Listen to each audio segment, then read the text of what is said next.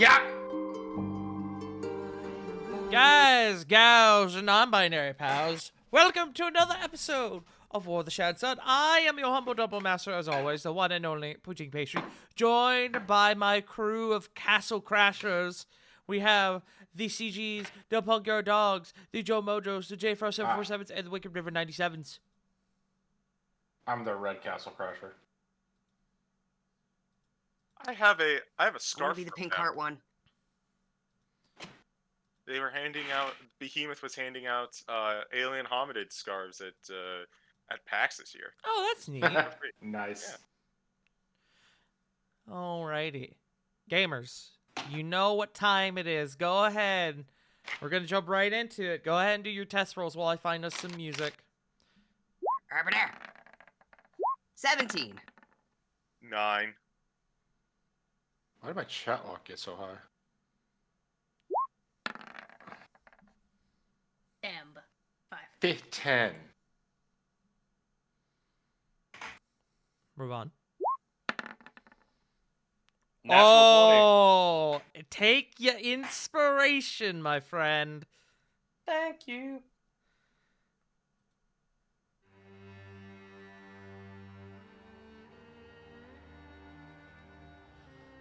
Blood and smoke tint the air in a repugnant haze.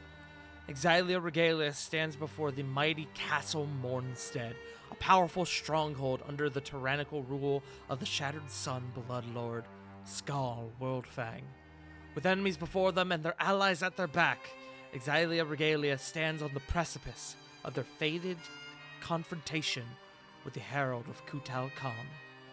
The War of the Shattered Sun continues. You guys have come up upon the gate, the outer wall of what appears to be a courtyard just before the entrance to Castle Mornstead. All hell is broken loose. There is fighting. You've linked up with Cage and Zarek in the meantime, and as you begin to make your way forward once again, you find yourselves now entering the same battle as the Daidojin. Yarrow stands on a wall up top across the way. He calls out across the battlefield, "The Daidojin will no longer be submitted to the will of a monster! Break the shackles of tyranny! Fight, my brothers!" And we are going to jump right into initiative.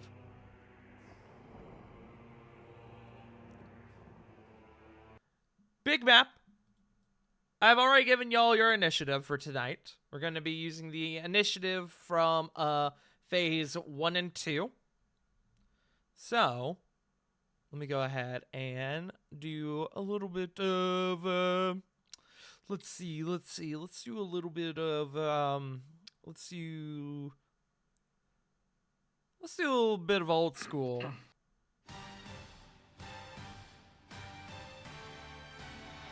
We begin. So, there is a bit of clarification I will make for this fight. You guys, should you choose to, we're going to implement a rule from when you guys were in the dungeon for Drakkenheim Manor. Should you guys wish to, you can make attempts to try and, rather than helping the Daidojin, push through, save your own resources, and try to make it through the door at the end of the courtyard. It will require your character to make a what we call an escape check, which will be a standard D20, contesting a set DC based on the number of enemies remaining. That DC shall remain hidden to y'all, but I will be adjusting it on the fly. Sound good? Absolutely. Alrighty. Nipper? Up first at the top of initiative is Corey. Cage is on Fuck, deck. I'm trying to finalize my plans. Puck said, oh shit. I was trying. I was like, I'm looking. I thought I had time, and then you're like, ah. I can give you a moment, don't worry. Just a moment. I'm sorry.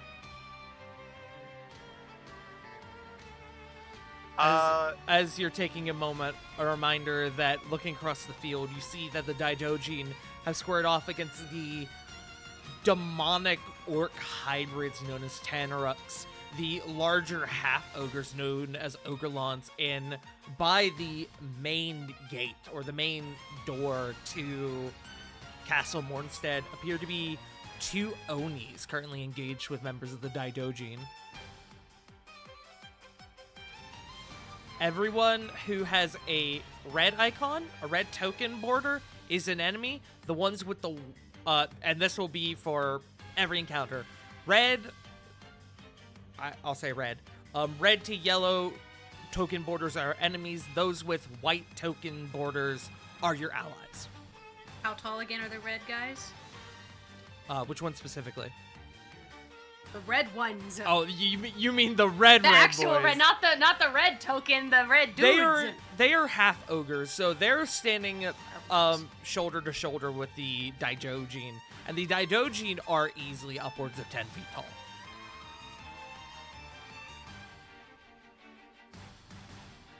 I see.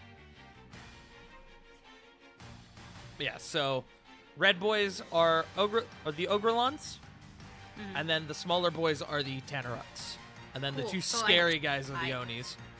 I realize I have my plan, and I have a question. I have an answer.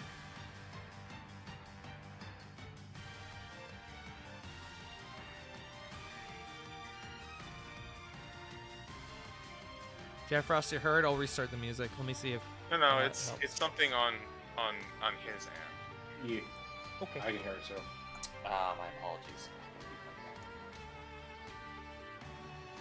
Oh, yes, I'm aware of that bug. It's been a hot minute since I've seen that bug. Mm-hmm. It's happened to me a couple weeks If I go ago. here, A little more context as well. The walls, there are some points where you can get up on the walls. Otherwise, the walls up here where these guys are, those are a steep 30 feet up. so is there a part nearby to get over here? There is no part there. The closest point, it's not on this map, but there would be a ladder here, kind of in this corner. Or sorry, not there, here. Actually, let me see if I can actually get like a little ladder token. Or if you have other means to get up there.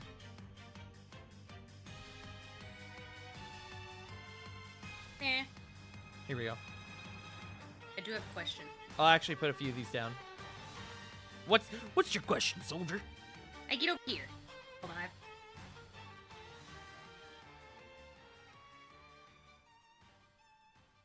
I hate. I'll have to rebind my push talk one day. It's not this day. If I go over here, Uh-huh. would I get flanking with the Daidojin right there? You would. The Daidojin are your allies, so they do incorporate the same rules as y'all. Is that in the fire or just next to it? It's next to it. Don't worry. Okay, cool. There's a lot of shit on here. I'm not worried. I'm not too fussed about the actual like mechanics of the fire and the traps and everything. Cool. I'm gonna slide in and try and punch this dude's knee. We're flanking. Okay. Advantage.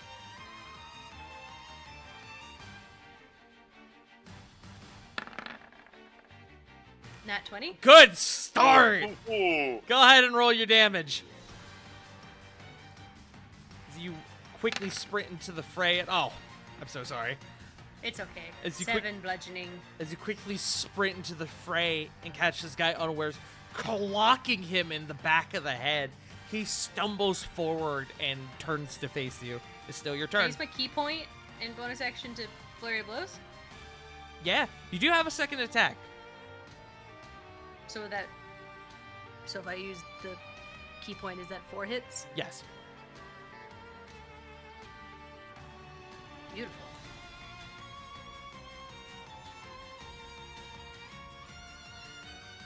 Normal or Advantage still.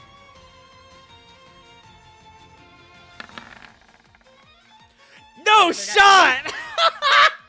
That is 3 natural 20s in a row. 23?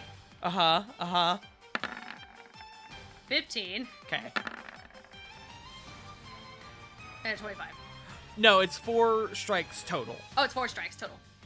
Duh. Okay, so forget that last one. So- and on 15. Let me double check. The 1, 15 2, does hit, 3, so all those hit. Roll your damage. Roll the 20 first, the nat 20 first. 16. Woo! Spicy! 10. 6. That was 2 max damage rolls just then. Nice. So that's what? 16 plus 16 is 32. God damn. As you begin to lay into this man as he's turning to face you, he is not expecting this flurry of blows, if you will. And he is now battered, but he is still standing. Is that your turn? Action. Bonus action. You won't let me headbutt. That's okay. I will not. No, that's okay. Yeah, I'll let you headbutt to flavor as one of your unarmed strikes. That'd be beautiful, yes. In fact, that will be the second nat 20 as this guy turns to face you and you BAM! Fucking Heihachi, that motherfucker. Sorry, I've been playing like- Tekken. You That is come in. Turn. Mm-hmm. I like the idea. You come in, kick him directly at the back of the knee. He crumples, and his head he folds backwards, and you're just leering over him and just. Ba-dam, ba-dam, ba-dam, ba-dam. Like, ah! Sorry. That was reminding me to seem- feed Milo. Milo. Up next, gamers, is Cage. Zarek is on deck. Cage is going to use one of the gore splitters, and he's going to appear up here on the wall. And unfortunately, he can't rage in this moment, but he does have a... I'm going to give him advantage on this attack. It's close enough.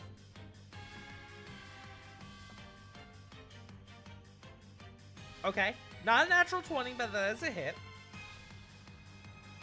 So... And he is going to get a sneak attack from this.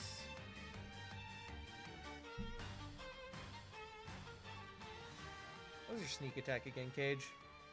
That's right. Doing some math.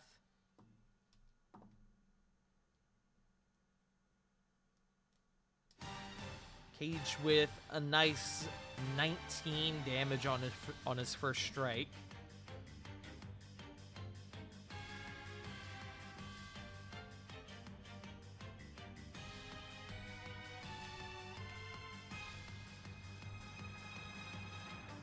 And then second attack. Wow, rolled the exact same thing. Okay. So it's a little better, Cage. Unfortunately, you don't get the sneak attack on that one, which is fine. He doesn't do quite as much damage as you ended up doing, Corey, but he does hamper this man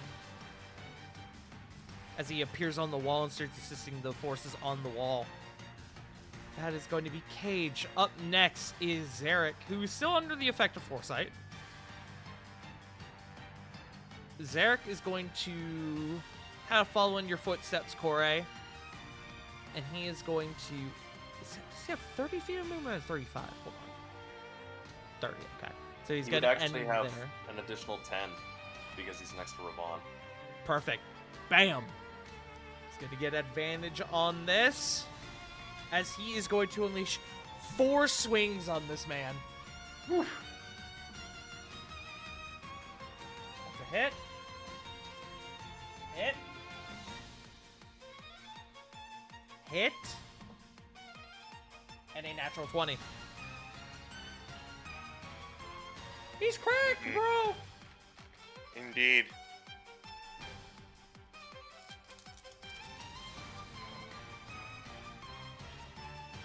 Wow, that's a lot of 4s I just rolled. Okay, not great on the damage, but that's okay.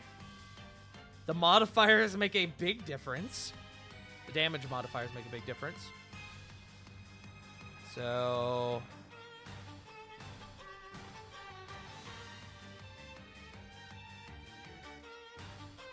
that is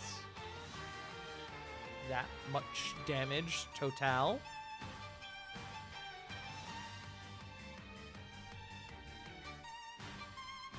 And that will be his turn. Up next is Rovan. Rovan, What's up? you prepare yourself for combat as you usually do. You reach down and you take Raikiri firmly by the handle. And then something odd happens as your body buckles as you become racked in pain. It almost feels like your brain is like imploding. Ravan, you are going to take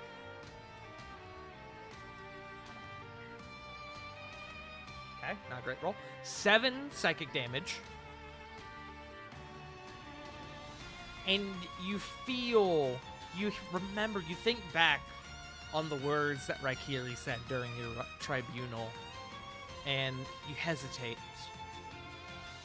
as you feel that your stance with Raikiri has been severely hampered. Apparently that's the word of the evening, hampered. Ravan, you in this current moment, should you choose to ignore it and continue to use Raikiri, you will be under the subject of, similar to that of a heat metal spell, you'll have disadvantage on all attack rolls, all ability checks, and all saving throws. And, in addition to this thing going on with Raikiri, I'm going to request that anytime you use one of your Warlock spells, you roll me a Charisma check to see, contested by the spell's, the spell 10 plus the spell's level, to see if the spell goes through.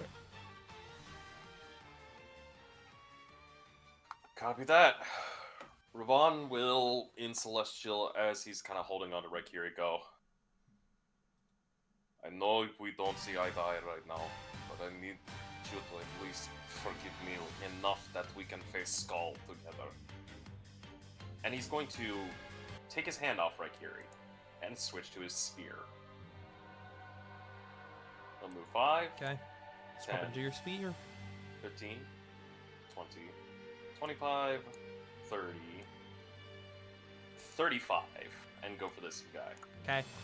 The Daidojin on the other side will give you advantage. Copy that. Alright. Tempest Bane, and gonna go with the... I'll go, gonna go one-handed on this while keeping the shield. Okay. 2 attacks. 29. 29 will hit. Roll damage. 12 lightning. Okay. Second attack. 25. That'll hit. 13. Reminder that a 15 hit, so... Copy that. So, in total, 25 lightning. Okay. You run up and you join... You come to Zarek's side and you begin to fight this enemy alongside him.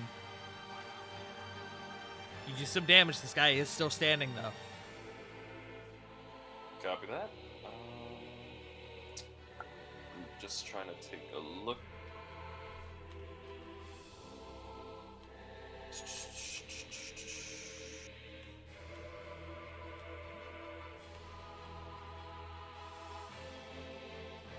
And for safety's sake, I'm going to use Harness Divine Power. Okay. Bonus action, burning up one of my channel divinities to regain a 3rd level spell slot. Heard. And that'll be it. Alrighty. That is Rovan's turn. Up next are the war actions. I'm gonna roll something here. Okay. A large rock is sent cascading into the courtyard as it connects with the ground here. Those Daidojin are going to have to make a dexterity saving throws. 2 fail, 1 pass.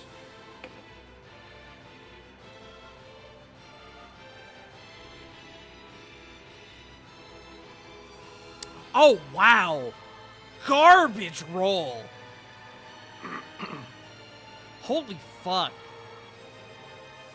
On 8d10, that is 32 damage for the ones that fail.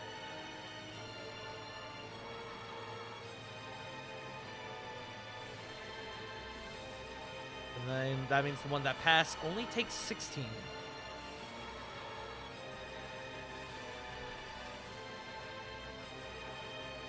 There is one more rock, though. Do you need to check a thing with it? Okay.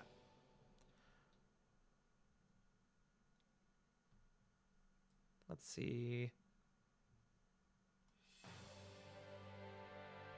We touched down right here by the two fighting the Oni. And they both pass. Wow, okay. Good shit. Daidojin rolling pretty well on their dex saves, considering they're not big dex boys. They will both take half of 39 is, was that 19? Rounded down.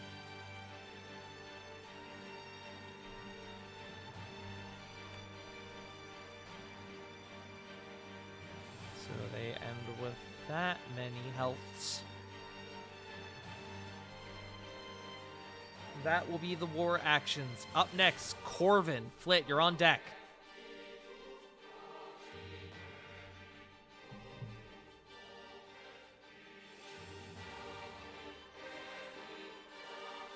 Corvin. Sorry, forgot to unmute my microphone.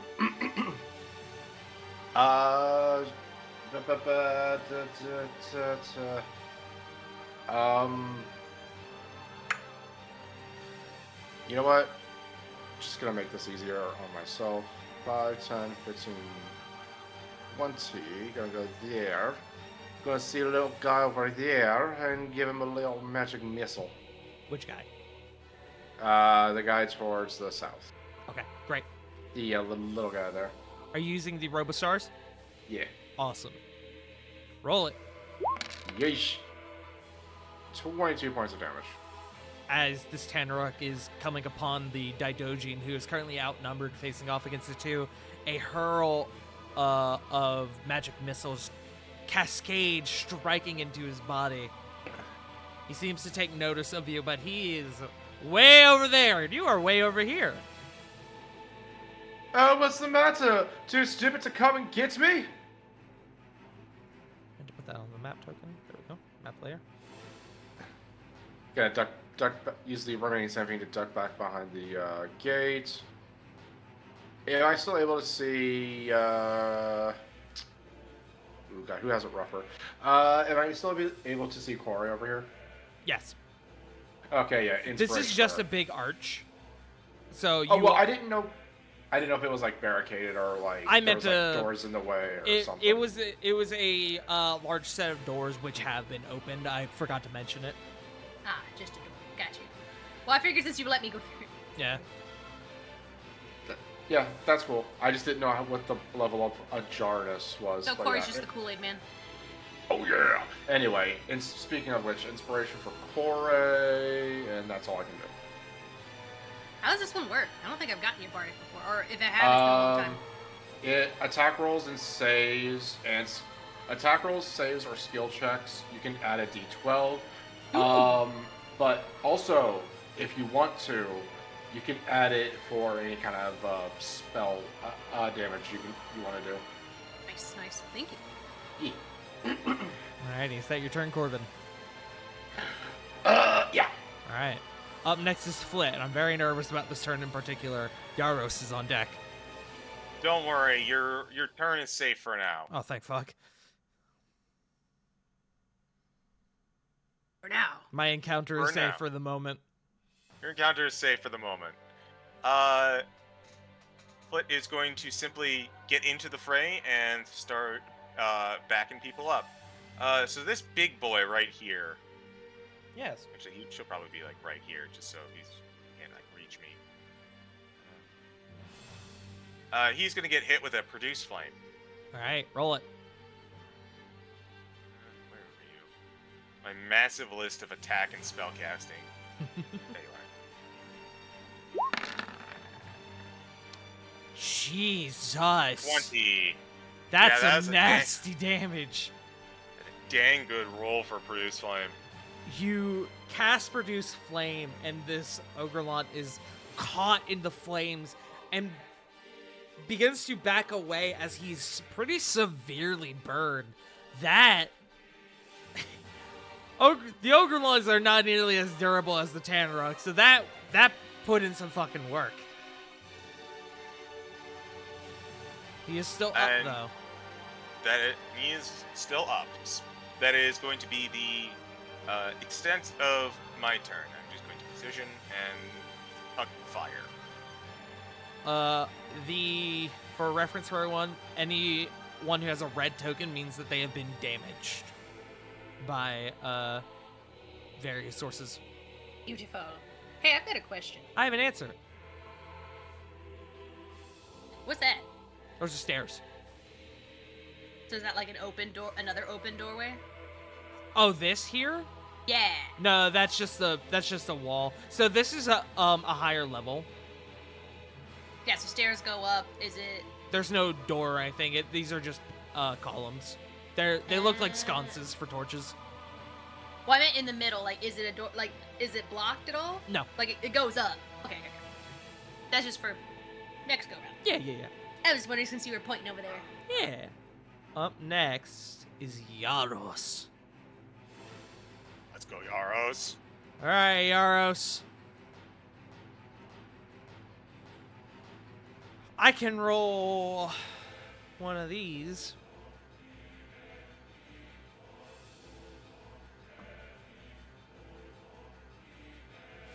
No, that doesn't trigger. That's fine.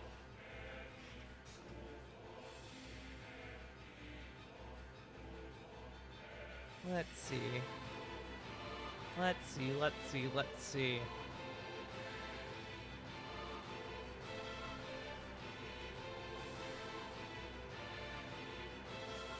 30 feet.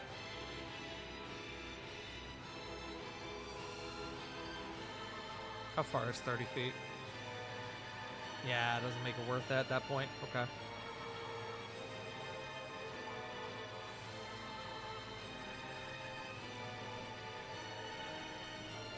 I know what he's gonna do.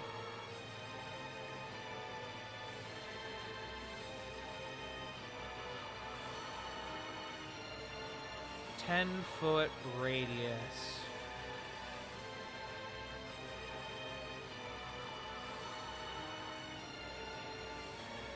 Perfect. As Yaros calls out once more, Burn! It is good to see you, Exilia Regalia! Join the fight! As he points over on the wall across the way, and this massive pillar of shooting flame roars upward as he's casting Flame Strike on these four boys over here. That's a spicy one. It sure is. That's 8d6.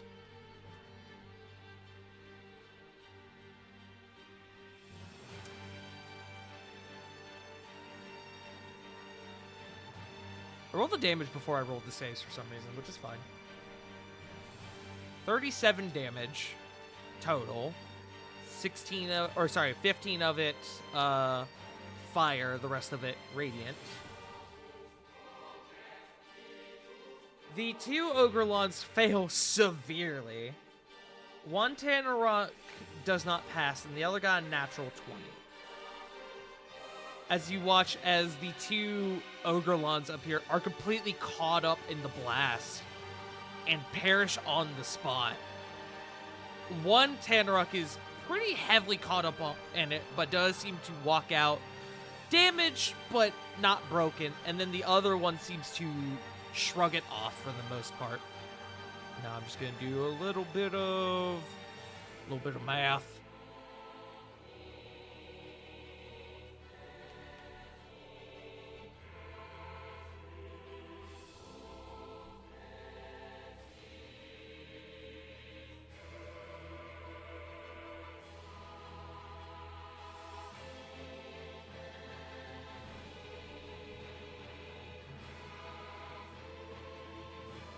I also just realized that they are technically out of range, but I've already done it, so it's I've already done it, so it's fine. We're just going to disregard. Yeah, they're way out of range, but it's fine. I've already done it. Up next, it comes to the end of Yaros' turn. It's Lily. Sarah's on deck. Okay. First off, bonus action, Lily wants to awaken heart. Okay, Awoken Heart. Beat your chest. Hey, wake up. That was me this morning. That's me every day. I was trying to find it for you because my brain could not. There it is. And she is gonna take off 5, 10, 15, 20, 25, 30. Unfortunately, Lily got little legs. 30 is as far as I go. But I am going to use Dandelion's, or my Awoken Heart special ability to do my ranged attack, and I'm gonna yeet Dandelion at the little guy over here. Okay. Go ahead and make your attack roll.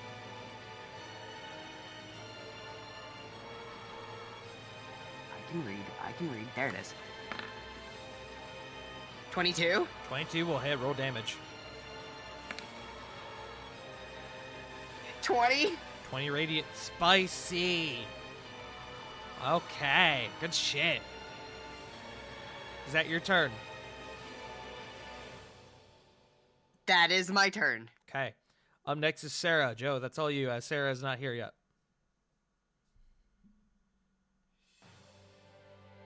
Gotta move 10 feet there.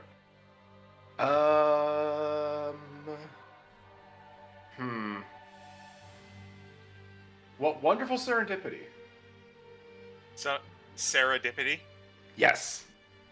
Uh-huh. I'll make this quick. So that's 10, 15, 20, 25. Would it be 5 feet of movement or 10 feet of movement to kind of get up on that ladder? It is a 30-foot ladder, so unfortunately, climbing up it would count for 30 feet of movement. I meant like in terms of like occupying the space at the base of the ladder. Oh, just hanging out in there? Yeah, you can do that. Yeah. Just don't walk Okay. under it completely. It's bad luck. Noted. Right?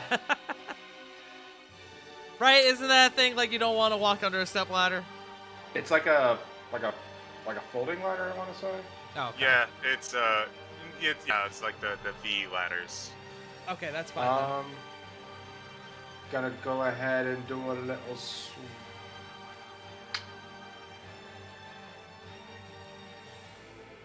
Actually, no. Back up here. And doing a little shoosty with Ivory on the. Actually, you know what? On the big guy. Let's do the big guy. All right, roll it.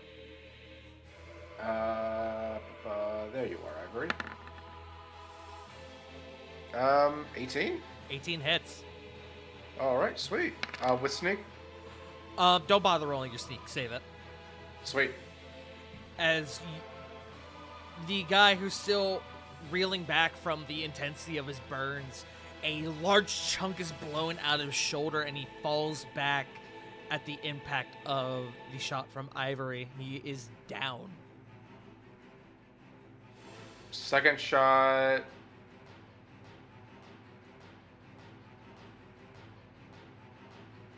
The range is 60 maximum, right? On this? It's The range on Ivory? Yeah.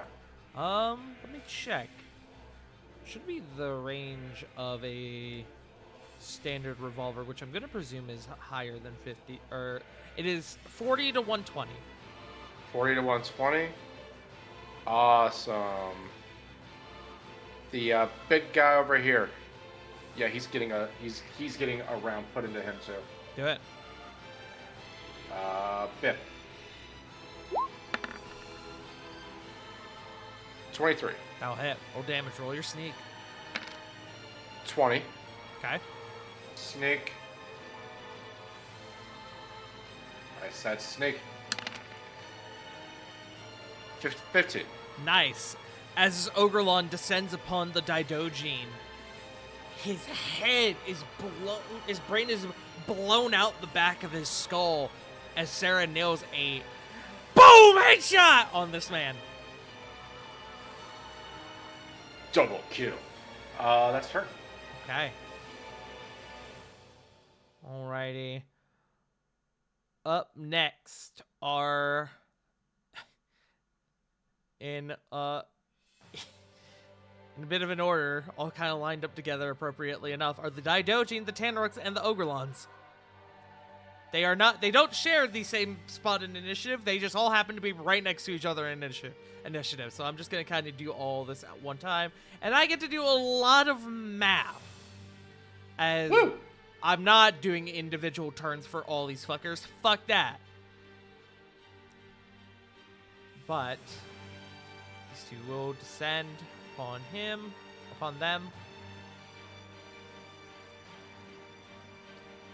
And combat continues as the Ogrelons, the Tanaruks, and the Daidojin are at odds with each other. Let me do some mathies. As you are noticing that the Daidojin are doing hefty amounts of damage to the enemy forces, where it seems the enemy forces are mainly pushing back due to their sheer number. Oh, I just realized those guys are within range of both. Oh, that's fucked. Damn, that's mean. That's spicy. I love it. Feel free to talk amongst yourselves for approximately 2 minutes, gamers. Like I said, I'm having to do a lot of math. I'm having to adjust everyone's health pool at the moment. You think Tart will let me shatter someone's skull if I nat 20 with my shell staff? If you kill them. Absolutely. I'm not giving that to you for free. You gotta earn It's it. Force Breaker out on a nat 20!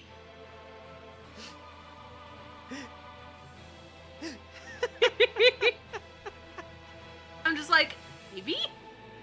Just putting the feeler out there. It'll be a one-time only thing like the aneurysm. Possibly. That was still so fucking gold. Thank you. Oh, it certainly was, which is the only reason why I allowed it. Because I was like, that's stupid. I know, thank you. I love it. Stupid.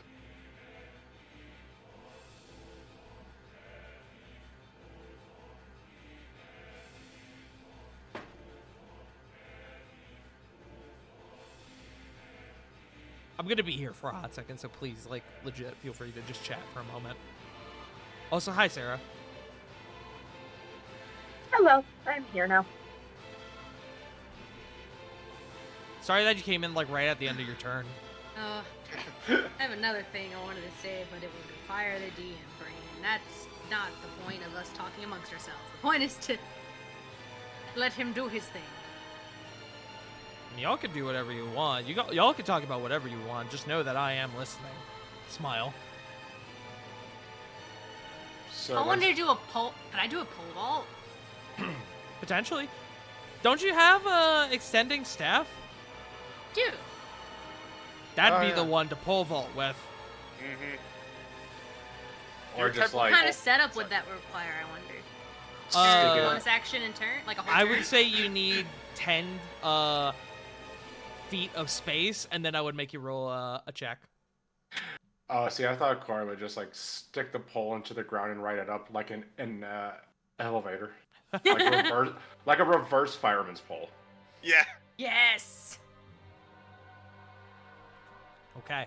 I am done on my end as the war continues on. The battle is heating up, intensifying. Up next is Diana. Diana is going to kind of follow in suit here.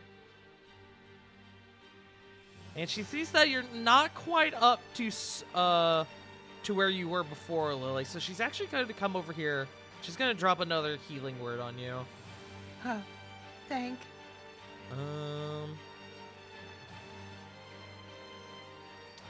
Oh, that's right. I forgot to do this. Hold on.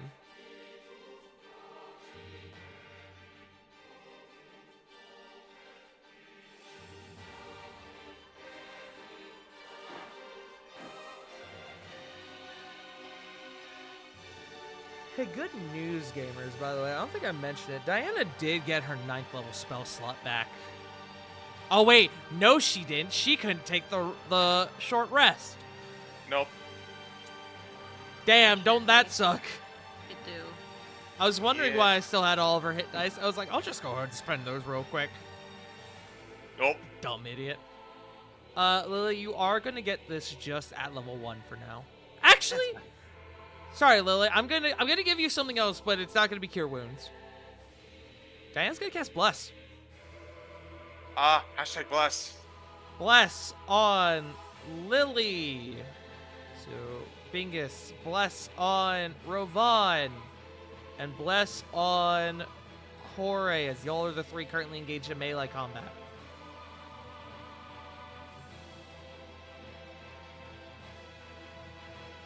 Then she is going to... She'll actually hold her position there.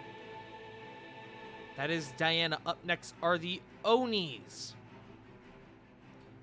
As... Unfortunately for the Daidoji, the Onis do get their turns, because there are only 2 of them. Oh, that answers the question. I was like, which one of the Tenorooks? Because the Bonies are blue, right? Okay. The Onis are the blue mans. The blue man too. One of the Tenorooks again? The Like the smaller Tenorooks. guys. So Ah, you're thank you. you're currently adjacent to a Tanner, Corey. Yeah. The one next to you. For now. For now. Both of those will hit this Daidojin. Sorry, buddy. 7.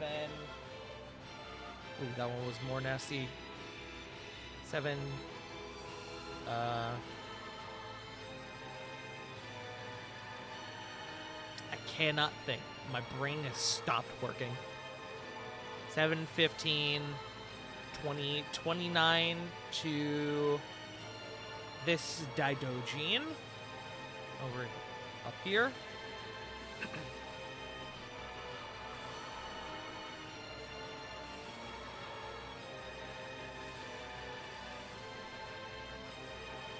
That's not the one.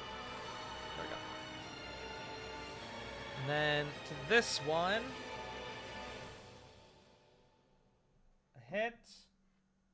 And a hit.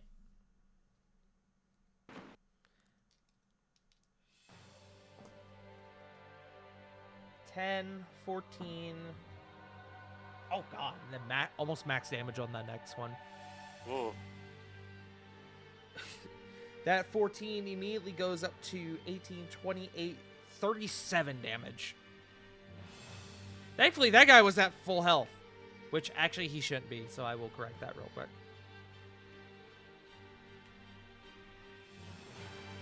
Okay, he is now significantly worse than he was. That is the Onis, though. As the Onis begin to flourish these massive glaives and are attacking the Daidojin that are currently around them. End of initiative. Something interesting happens as the doors to the main castle fly open and this heavily armed, what appears to be a mixture of a half ogre or maybe a full ogre. It's kind of hard to tell, but they have a fiendish, like, almost glamour to them as they walk out. As you guys see, where's my handout? Did I not make a handout? Hold on, I didn't make a handout. Be like, Pinky tart. yeah. Did my bird go off? Yeah, your bird went off. I Thank don't. That's a thing to touch on later. As you all see, Yeah. wielding this massive double-ended axe, this individual walks out. Hello. Ooh. I'm concerned. Is that claw on toe or on shoe? Shoe. Yes. See, I'm still equally afraid. That is a talon. I want one. What? I'm scare-roused. Yeah. Not scare-roused yet. More just scared right now. I love the like double-bladed axe going on. I do. Uh-huh. I just want to be that Uh-huh. strong and be her. She's goals. This is lady who is strong like bitch who fights bear in woods. As she steps out, she calls out, This lady throws Slaughter! bears around as sandbags. "Slaughter all of them!" Yaros calls thank- out to your group, "That there's Dora, Skull's consort. Show her no mercy!" Dora's now joined initiative. Why does that make sense? Back up Because at the it does. top. Corey, I have a question. I have an answer. I wouldn't be able to use stunning strike or area of blows with my quarterstaff, would I? Stunning strike, yes. Mhm. Flurry of blows, no, as flurry of blows Okay. specifically specifies unarmed strikes. Interesting. You can. That being said, you can make your 2 quarterstaff strikes, then do flurry of blows. Just you would be using your unarmed strikes over your quarterstaff. Yeah. Just be switching. Yeah. I like to rule that you got feet, so you start feet kicking. Let's do a shillelaw and a quarterstaff whack on the Terranok in front of me. Okay. Tenaruk, sorry. Shillelaw does count. Take your bonus action. It do. Go ahead and whack his bunkies. Are you shitting me? You have advantage. Oh, I do? Yay. The Daidojin's still on the other side. Oh, that's right.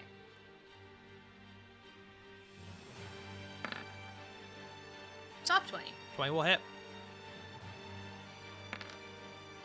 10 budging. Good shit. And I Yeah, get but- another one? You do have a second strike. 14. You still have advantage, Corey. Oh, duh. I'm sorry. I thought I toggled it. No, that's the wrong one. That was my spell attack. Sorry. The spell attack would have hit anyway because it's the same modifier. Oh, okay. So we'll just count that. 18 will hit though. That's a different damage than I thought. 12 bludgeoning. 12, so 22. This guy in front of you is haggard. He is not looking good. Whack, whack, whack. He's basically crumpled at this point, but he's still alive.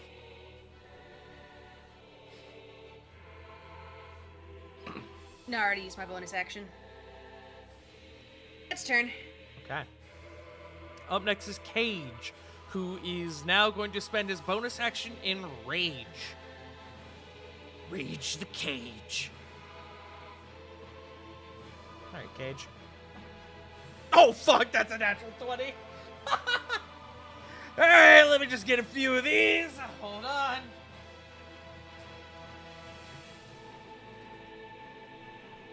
This poor man has no idea how his life ended. It's just gone in a flash. Oh, that's nasty. Okay, hold on. I actually do have a couple ones in here. 4, 7, 14. 19, 18, plus his rage. That brings it to an even 20. Throw the sneak attack on there.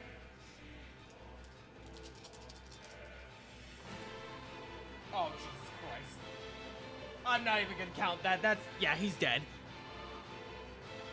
That is easily 17 points of damage. As Cage jams the blade of the Gore Splitter into this Tanaruk, and then actually uses the force to throw him from the top of the wall. He clatters down next to this man. And then he sees what you're doing, Korai, and he's actually going to throw his other Gore Splitter and attempt to assist you. That is the Tanaruk, right? Yes, the one that you're fighting. I was like, please don't expect me to catch that. Oh, no. No, he's throwing it at the guy. Ah. That's going to hit. And that is easily the... Just on the die, that is almost max damage, actually, on the die. Which is 16. And he had 9 hit points left, so I don't need to do any more math. As the other one falls to the ground with a rather significantly sized hand axe embedded in his fucking skull. And Cage looks down at you and gives you a thumbs up. He is covered in blood all of a sudden. Cage is going to actually use his bonus action and teleport down, grabbing the axe as he... Oh, wait, no. He's already used his bonus action. Can't do that. So that will be his turn. Up next is Zarek, who sees that you are here, Rovan, to assist this Daidojin and is instead going to move to assist this one over here. Tanaruk is going to make an op attack. And he is going to miss, because that's a 3 on the die. Ha! Advantage? No, that was for the Tanaruk's op attack. Oh, Not Zarek. understood. Zarek, though.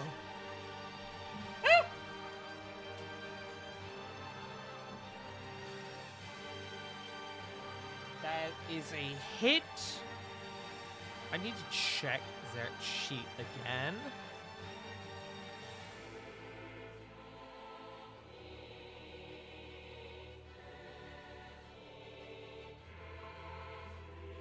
Okay, that's what I thought.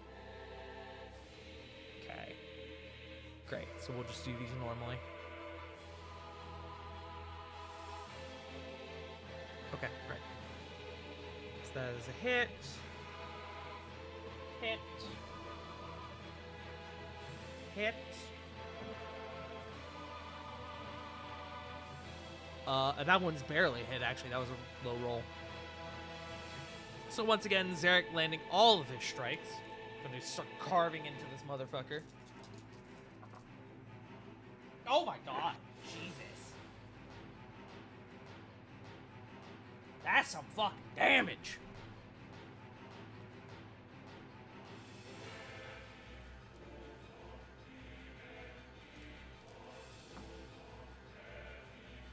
Excellent. Excellent, Zarek. Good. Let the hate flow through you. Zarek just did a nasty little bit of damage. This guy is up. He's kind of wishing he wasn't at this stage. That's gonna be Zarek. Ravon. What's up? Here's your go. Alright.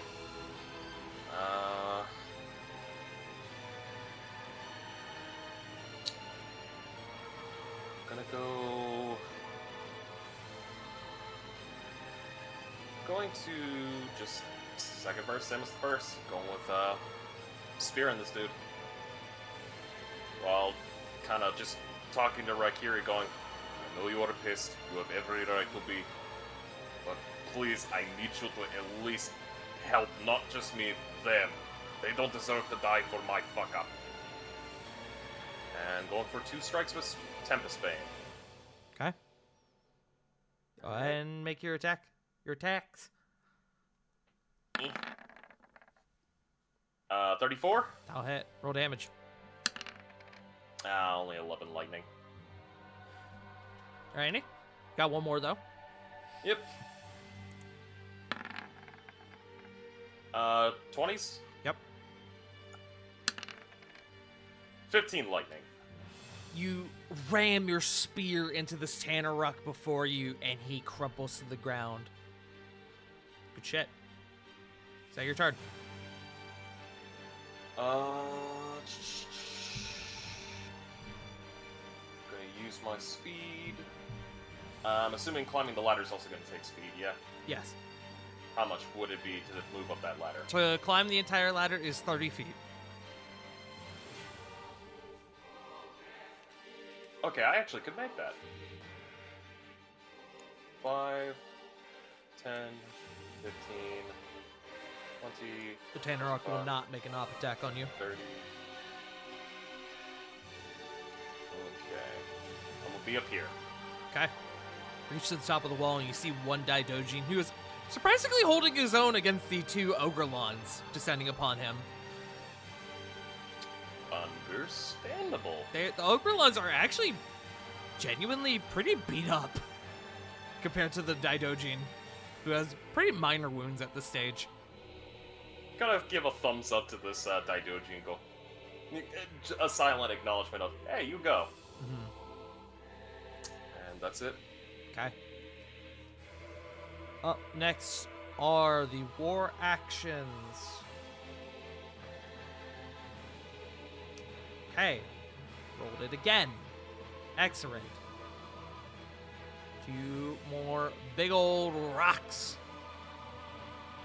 One is going to touch down here. Fortunately, Yaros is going to have to make a dex save. Oh, wow. They both pass. That's awesome. So they will both take 23.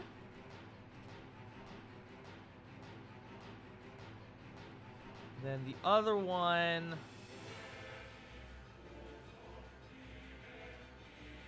Roll. Misfire! Misfire! That means... Let's see. It's gonna catch all 3 of these boys, including the Ogrelons up here. The Ogrelons do not have the health to survive it, even if they pass. So I'm just rolling for the Daidojin at this point. And he is gonna pass. Holy shit, they are nailing these fucking saves on the trebuchets. It's gonna be 17 damage. But the 2 Ogrelons are flung from the wall as there's now a large chunk taken out of the walkway up here because of the trebuchet. That is that. Corvin is your go. Flit, you're on deck. Let's see here.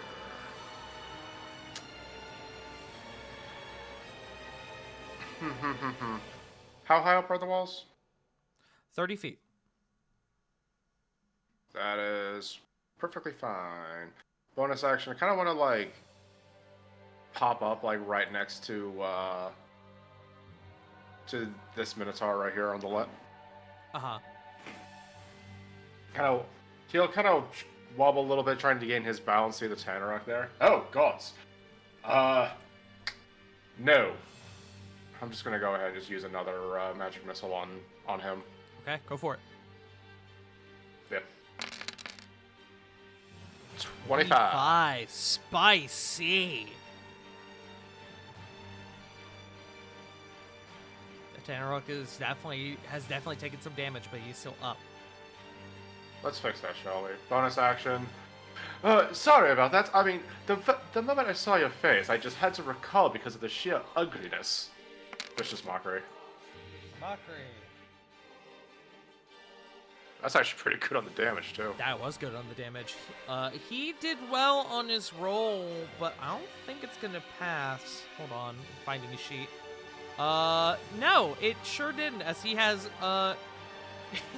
as he has a -1 to wisdom. Gets So that's a 15. So he Yep. is affected by the vicious mockery and takes, God, 12 damage. That's kind of nasty. fucked. Yeah. A 3, 2 4s, and a 1. Jesus. It's just mockery. Mockery suddenly becomes a lot better when it's done as a bonus action. Mm-hmm.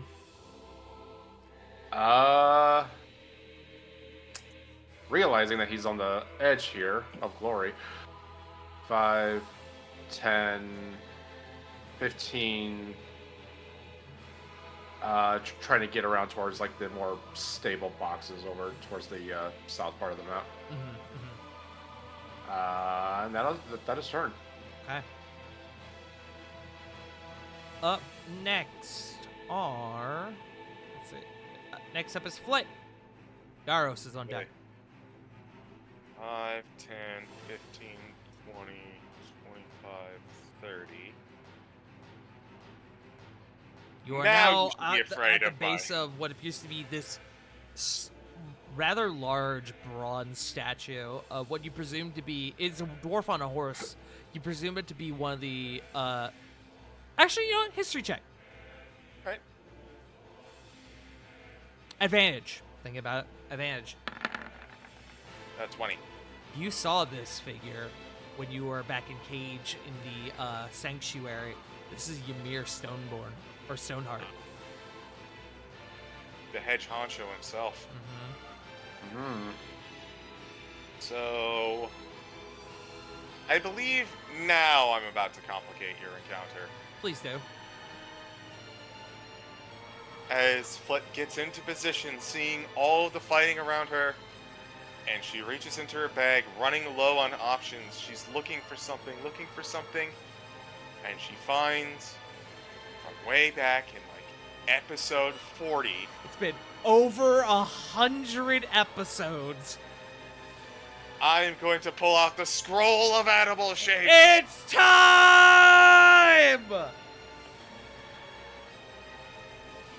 Okay, do you have animal shapes on your spell list by chance? There we go. Okay. You transform each target within 30 feet of your choice into a form of a large or smaller beast with a challenge rating of 4 or lower. Thankfully, I don't need to adjust their size, so that makes it easy for me. Oh, I see what you're doing. This is not what I... Oh, they do have to be willing. Mm-hmm.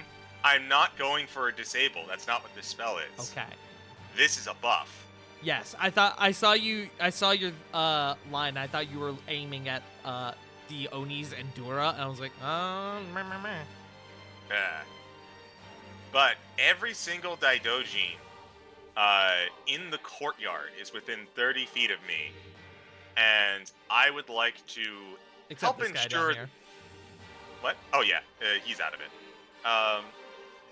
I would like to ensure that they survive a little bit longer by turning them all into giant turtles. I shall provide the stat block for you post-haste. Please do.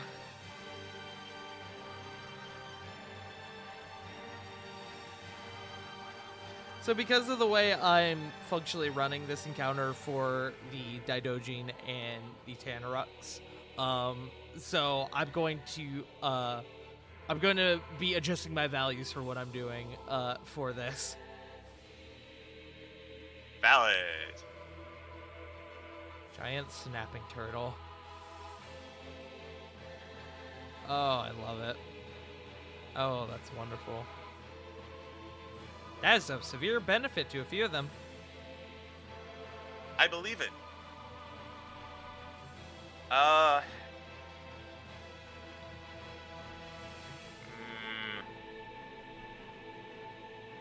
Yeah, we'll, if they want to come get me, they can come get me. I'm gonna end my turn here. Okay. Alrighty. That is Flit. Up next is Yaros, who, seeing the new threat that has encroached upon the battlefield, he ain't gonna take too. He ain't taking too kindly to that. As he is actually going to now move. He don't got a lot of space to move, but he's going to do it anyway.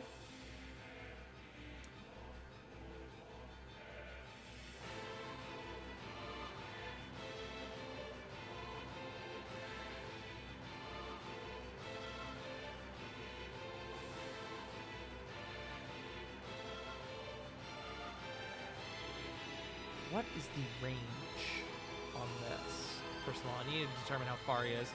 40 feet.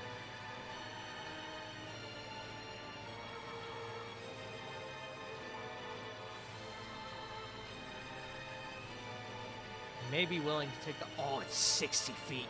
Yes. Thank you, merciful God. Thank you, merciful me. Gonna go ahead and just roll this wisdom saving throw.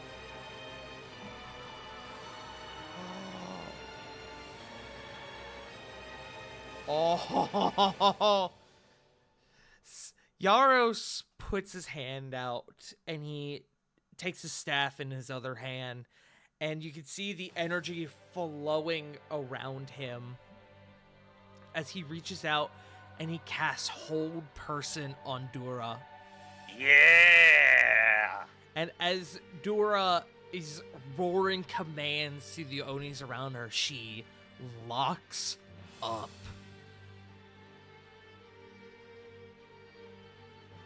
Dura is under the effect of Hold Person. Yaros calls out, "No! Strike now!" Lily, it is your go. Sarah, you're on deck. Okay. Lily is going to 5, 10, 15, 20, 25, 30. Stabby. Stabby.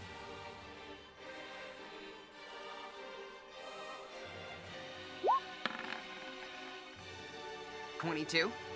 22 will do it. Roll damage. 14 radiant. You run up and you skewer this Tanrock and it falls to the ground.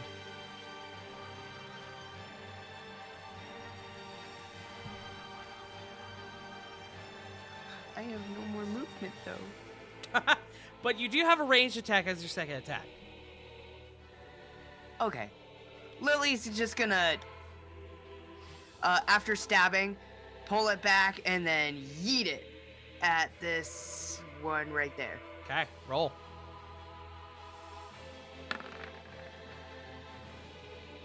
$29. That will hit. Roll damage. 16. You follow through with the momentum of the previous attack, and you send a bolt of energy towards the Ogrelon, and it pierces him, creating this massive crater in his heart, and he too falls to the ground.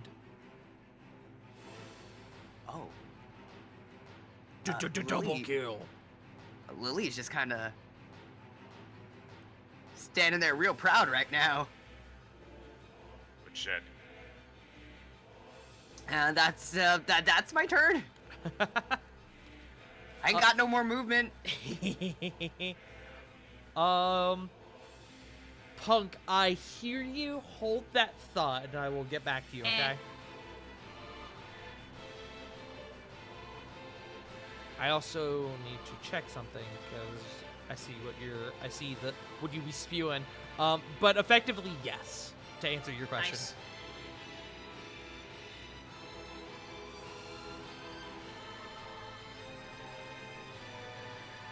Okay. Up next is Sarah.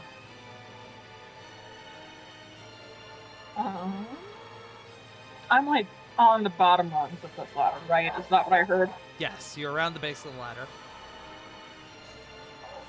So if I climb up to about halfway, would I have a decent shot at Dura? You would.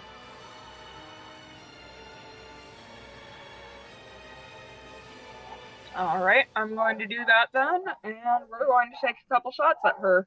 All right. Advantage because of Hold Person? Yes, sure is.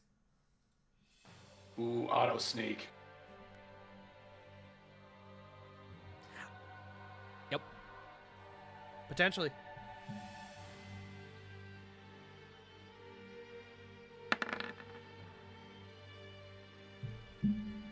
$22. 22 will hit. Roll damage. Roll your sneak.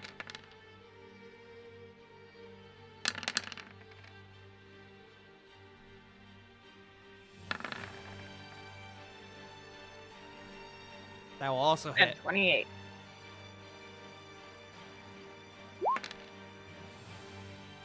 Jesus. So that would be 42 damage in total. I love rogues.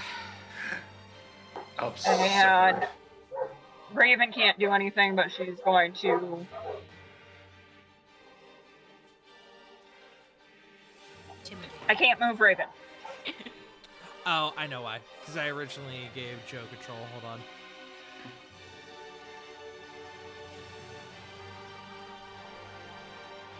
There you go. You should have control now. Thank you. Raven's going to at least use her movement. I can already hear her approach. Sorry. No, it's okay.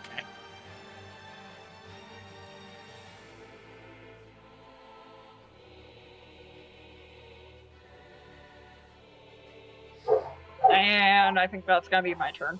Okay. Alrighty. Up next are the Daidojin, the Tanaruks, and the Ogrelons. Free to talk amongst yourselves for a moment. I have to reload Ivory after 6 shots, right? Yes, and you currently spent, I believe, 4.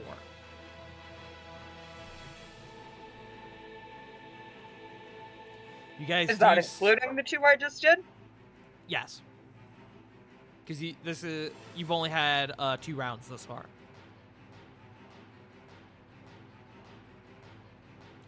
And you guys do see that the Daidojin do seem to be overpowering quite a good number of the enemies before them as Tanaruks and Ogrelons begin to fall. Even the Oni up top, this one specifically, seems to be overwhelmed now. Oh wait, I need to adjust their values. Hold on. This Oni, this Oni is devoured by the 2 snapping turtles. Got him. So is this Tanaruk.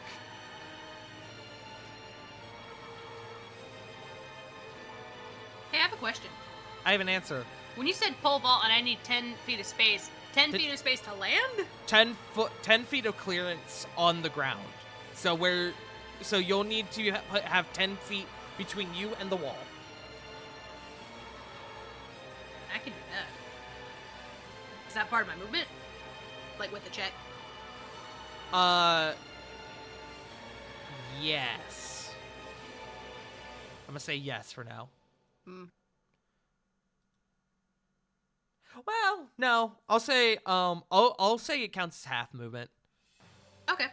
Yeah, part of my movement. Okay, yeah. Yeah. Um Half works, definitely. Yes. Ravan, you do see that the Daidojin before you does dispatch with the 2 heavily wounded Ogrelons. Most of the forces have now fallen. You guys the entrance to Castle Mornstead is looking mighty spicy. Up next is going to be Diana, who is not doing great in the spell slot department. Understandably. But she do be having one of these. As she is... I do need to get her into range, though. But you know what Dura can't pass? Dex saves. Correct.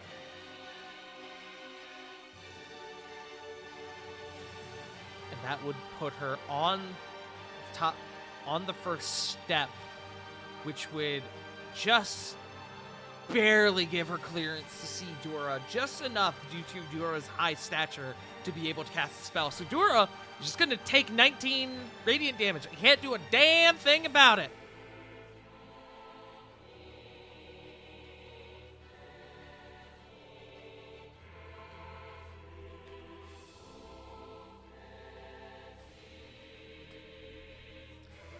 That is going to be Diana's turn. Up next is the one Oni that's left. And he's going to look at the 2 turtles. And he's going to cast... Who ate his friend. Who ate his friend.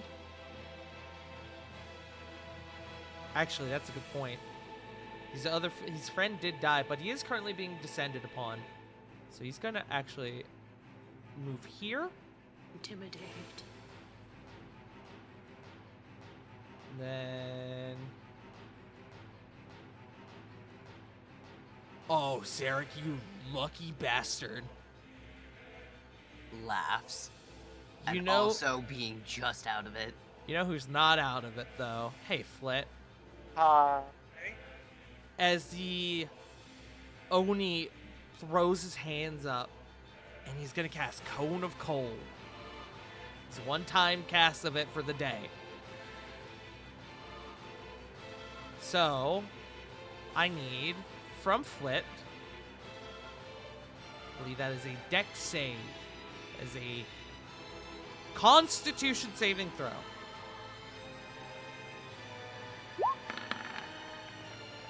As an 18? I'll let you know in a second. Checking the sheet.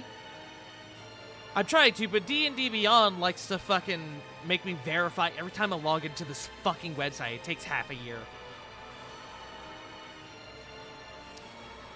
Let's see. That absolutely passes Flit. You're gonna take 43 half to 21 cold damage. Ow. As for the turtles... Yeah, we're fine. Yes, you are fine. The turtles have +2 to con.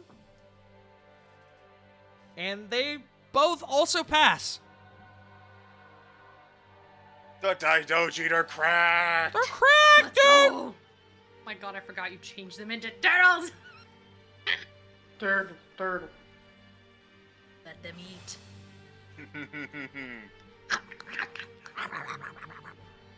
Minecraft eating noises.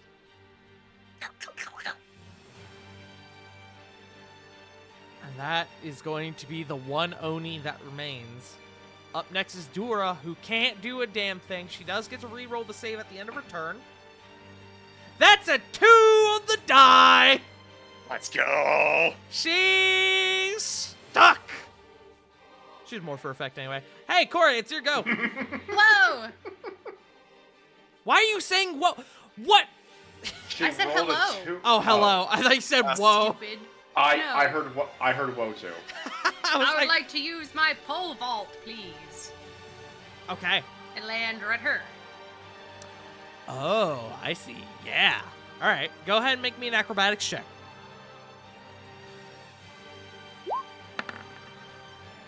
24?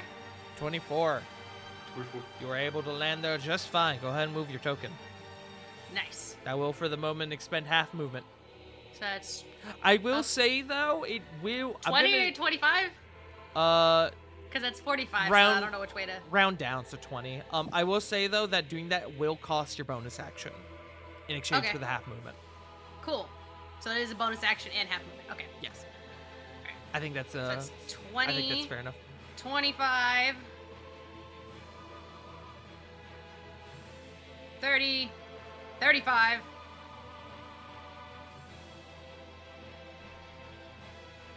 I don't have many left, but tidal wave. She can't pass. It's an auto fail. Go ahead and roll. She is now... I have a question. Hold on. I mean, she's gonna be knocked prone, but she's already paralyzed, so it's not like it really matters. We are bullying this woman, and I am so proud of us. I want her Oh. and the other Oni.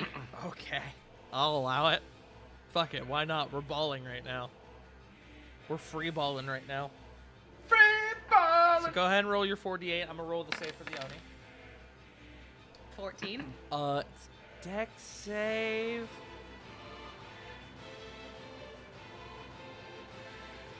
The Oni will pass with a 19.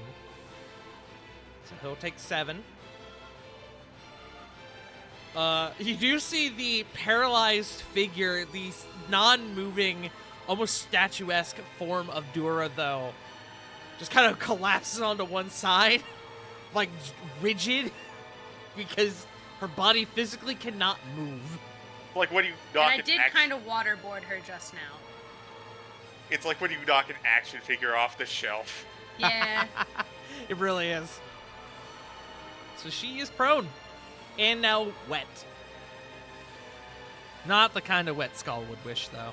I wish you'd let me get extra damage or call lightning on her with that, but that's okay. That's turn. I mean, there's water all around you. Why wouldn't I? Hello? Next turn. She's laying in a pool of water. Next turn. Okay. I've used my action and bonus action. I can't do anything else. Up next is Cage, who is going to bonus action appear here. And then he is going to move up and accost. He's going to run this man for his foams. Advantage. That will hit.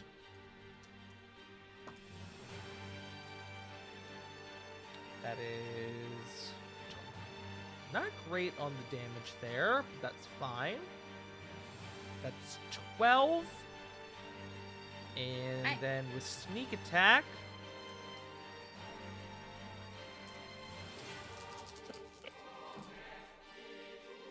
Oh, Jesus. Yeah, that'll do it. As the last Tanaruk falls. And he will come up beside you, Ore. Cage is at your side. He cannot make it there. He cannot make it to Dua, rather. But he is with you. Up next is Zarek, who's going to use his action to dash. He's going to descend upon the remaining Oni. That will be his whole turn, though. Up next is Rovan. Going to dash, which will be 80 feet of movement. And I'm thankfully just going to do some stuff. Let's see, 10, 15, 20. Reminder that you are 30 feet up. Descending from the wall does take movement. Or you can circumvent the ladder and just drop down, saving your movement, but taking damage. Could he take less though if he lands on the body of the giant guy? No. Damn it. Bodies are not pillows. You said it's 10 feet down? Or 30 feet? 30 feet. Okay. These are big-ass walls, people. Hear it.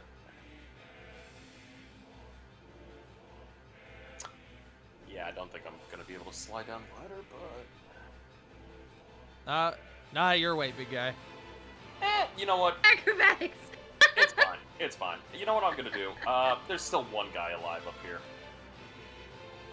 5, 10, 15, 20. I'm not even gonna use the dash action. I'm just gonna go kill this guy. Get him. Alright.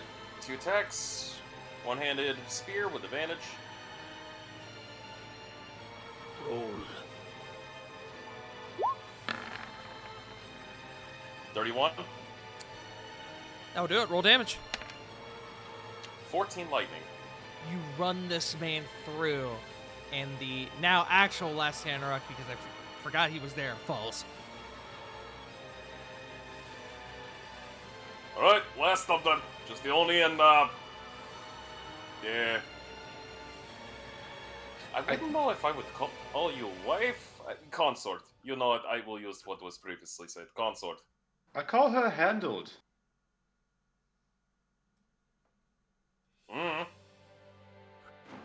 but that is everything Call I her can do. soon to be single. End turn. But she dies first is when Never mind. Still be single. Yeah, technically. All right. Unless he has more. Up Does he have a next. harem? Mm-hmm. As the numbers have dwindled to an irreplaceable amount, the war actions are disabled for the rest of this encounter. That means up next is Corvin. Shit posting real quick. Okay, As one does. yes. 10. Going to bid our little Daidojin friend adieu.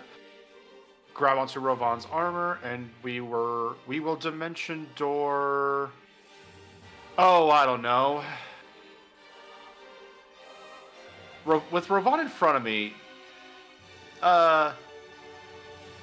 is there still a tidal wave in front of Dura there? There is water on the ground. The tidal wave itself is only momentary, but there is a rather significant puddle on the floor now. Cool. Getting onto Rovan's back, casting Dimension Door, teleporting us right in front of her. Okay. It will have to be like this. That is perfectly fine. Can I ask you a favor, Me or Yes. Joe? Joe? Well, both of you technically. Do you mind smooching? No. Rovan just ever so slightly to the left, just one hair. Sure. You're in my line. I was gonna say sure. I actually did, but Because of the way they were oriented and because they can't share space with a creature Yeah. who's only one size larger than them, they will have to remain as that or move to a different spot. You could. Cor could. was gonna be a total coward and fucking like move right behind Corey and Cage. Okay, great. So if you want, you could do like this number and then book it. She can't make an op attack on you, so. Yeah, I was gonna. And prune. I want to say Ayo, but not right now. So that was 10 earlier, 15, 20, 25. Ah, shit, I can't do that. Uh-oh. You could easily just go right here. Yeah, I'll hang out by my my big-ass friend here. Your new friend. Yes. So that was action, bonus action.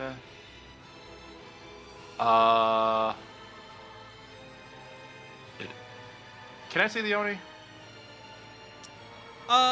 Yeah, he's slightly hidden, so you can't see his whole form, but you can see him. Cool. Bonus action, gonna vicious a mockery him. I can't think of anything clever at the moment, so I'm just gonna smack him. Yeah, that's fine. Not terrific, but that is a dirty 20, which is the save. yeah. Not gonna lie, I'm happy he saved. That was abysmal damage. He saved purely because you couldn't think of something to say. You suck so much I couldn't think of anything clever. That never happens, you asshole. Anyway. Flit is your go. I'm glad that you moved, because I'm gonna need the space. Open this pit up, son. Move here. Oh, I'm so excited for Flit this. is going to wild shape. Oh. She is going to get large. She's going to get huge. She's gonna get gargantuan. Oh, fuck. As Flit turns Note. into a brontosaurus.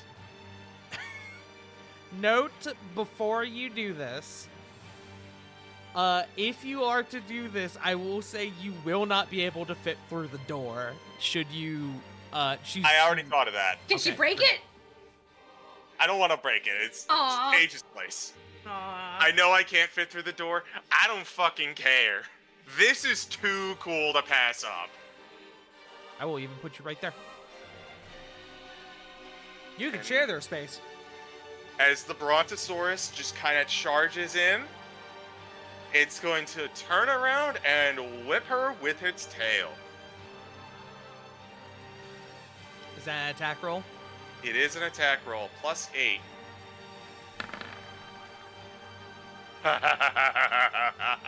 That will hit, and by the rule of it, her being paralyzed, that is a natural 20 for a critical hit. She's not only paralyzed, but prone as you begin to just... You bring your tail down and just crack it down on top of her. Oh, holy my shit! God!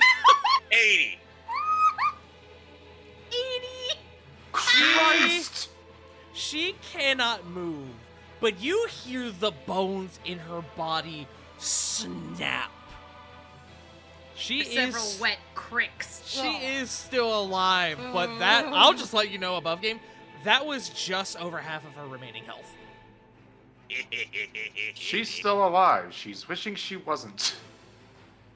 She really She's wishes she she's- was cuddling with Skull right now. I was about to say she's wishing she had stayed inside. I was comfy too. I was comfy. The servants were bringing me heads and grapes. I see another cool NPC I made just for y'all to obliterate immediately. That's fine. Sorry, she was the girlfriend sorry. of the guy we hate. I was about sorry. to say, don't be not sorry. Sorry. Not fucking sorry. Do not be sorry. And her opening line was "slaughter them all." Yeah. Hmm. She already checked off or marked off a couple boxes in the bad territory. Do you have What? another attack? No, I don't. It is one attack. But Understandable. Well, I mean, one attack for 80 damage is pretty solid, so I think we'll take it. Boy, yeah. What she didn't know was when she came out and said, "Slaughter them all," we were all secretly holding up Udo reverse cards. Yeah. That is Flit's turn. Up next is going to be Yaros, who is going to, upon the very now very broken body of Dura, he calls out, "The courtyard is taken! Storm the castle! Make sure no one else, that Skull does not gain any more support!" So, with that, he's going to look to the Oni that remains, and he is going to do another one of, let me see. Actually didn't think of this before I started his turn.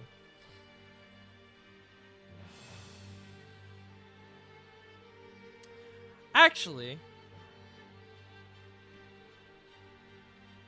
I need to check the range on this.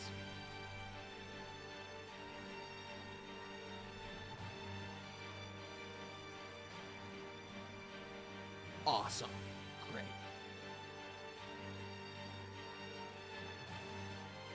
Well, I guess I'll hold that.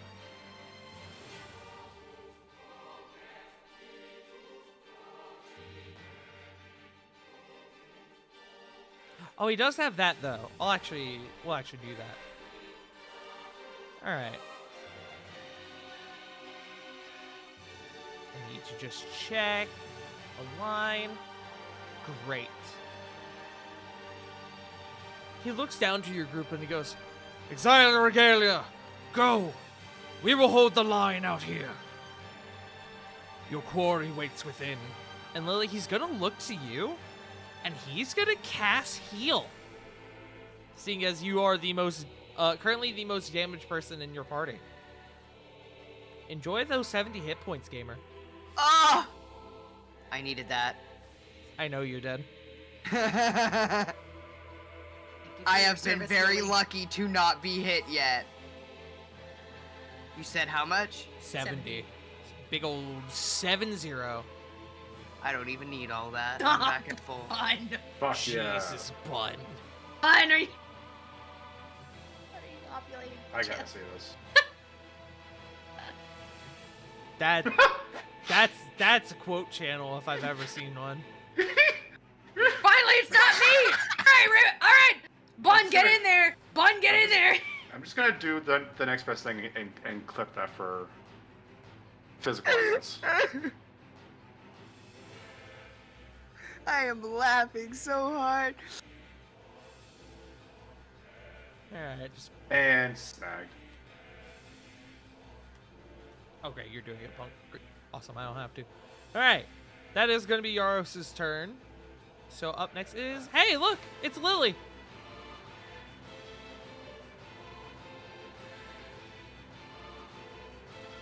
Okay. Well, see, here's the unfortunate thing. I got little legs, and now everything is over that way. Yeah, sorry.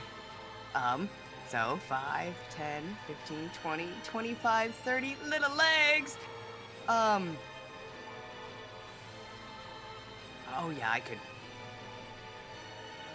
Would you like, I can't throw my sword through tokens, can I? You can, but in the circumstance, but it will affect the AC of your target.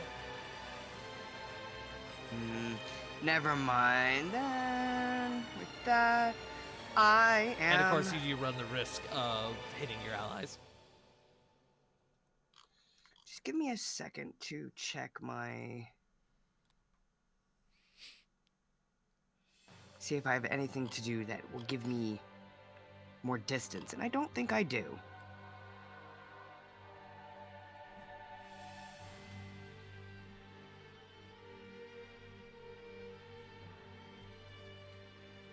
I don't. So, I will, I guess, use the rest. I'll go ahead and take my action to dash.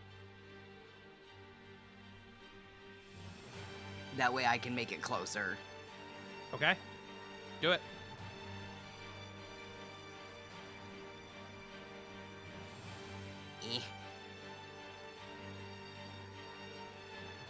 And now I'm within close enough range. I'ma throw my sword at the big guy.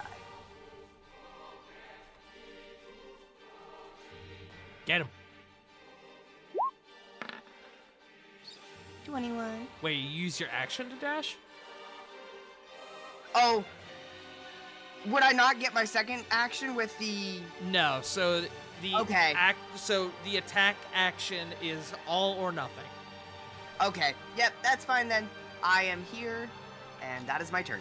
Okay. Alrighty. Up next is Sarah.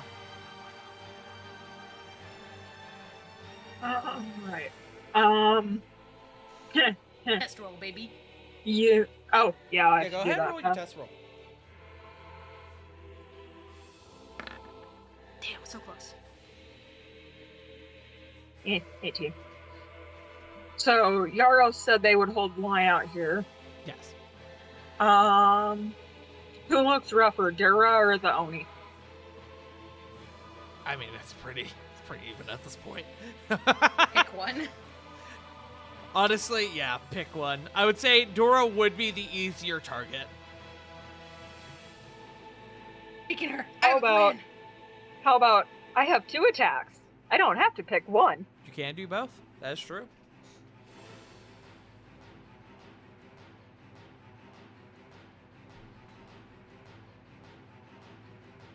First one going on Dura. Okay.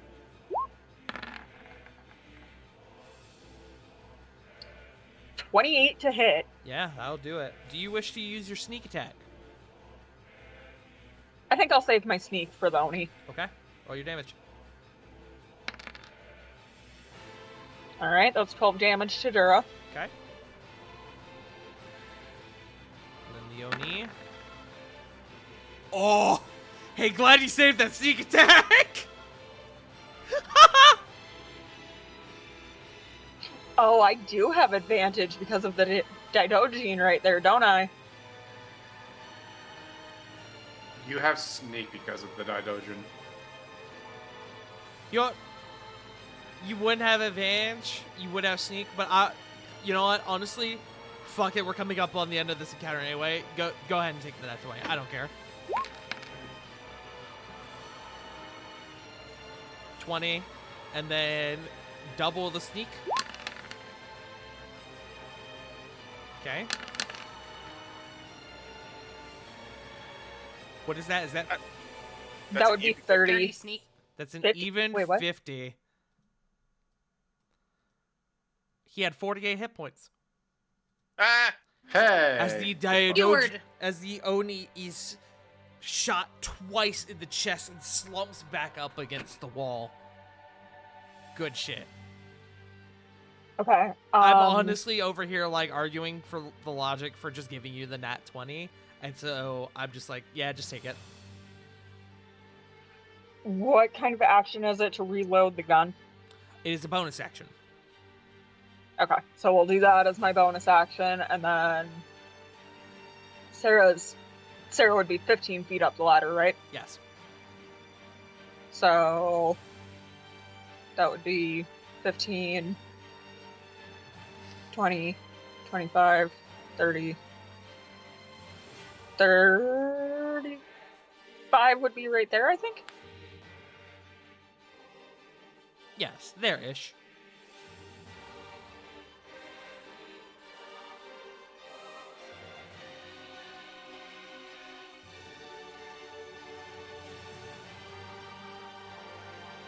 Okay, that is my turn.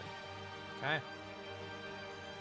That brings us down to, I'm going to go ahead and pass the Daidoji's turn. So we're going to go down to Diana, who is going to come up here and is going to do another Sacred Flame. She's saving spells at this point. For 15 radiant damage. Dora is just... oh, Having a time. She's just having a time. I've never hoped for her to pass or save than I do in this moment. Purely, See, I can see her. Can I give her a woe? You could. Let me see what she rolls first, because she may just fail on her own. Yeah, she sure did. Her wisdom's not bad either. She's just rolling like dog shit on the save roll person. That was a 12 total. I'm just gonna go ahead and close her sheet real quick. Hey Corey, it's your turn.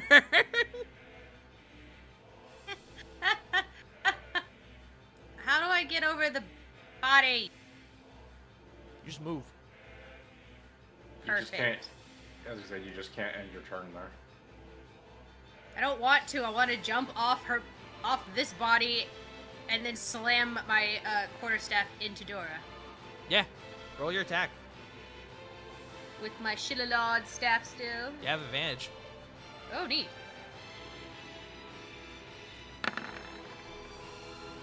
It's off 20. That'll hit. Roll damage. Bonk. 12. You have one more attack. Also, it's a crit. Oh, that is a good point. It is a critical hit. So what does that mean? What So do I do? roll a additional d8. So that brings 15. it to 15.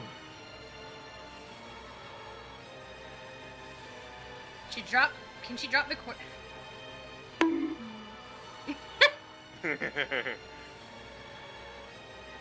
Yeah, we're gonna lay another key point and flurry of blows. You still have a second strike. Another Shillelagh? Shillelagh. Wait, so Shillelagh, that would be 2, right? Yes. And then use And a then key if point, you and then key point 2 flurry of fist blows, strikes. you would get 2. Yeah. Yes. Unarmed strikes. Okay. Yeah. 29. Another crit. Roll it. 8. Okay. And then key point for flurry of blows. Yep. Roll them.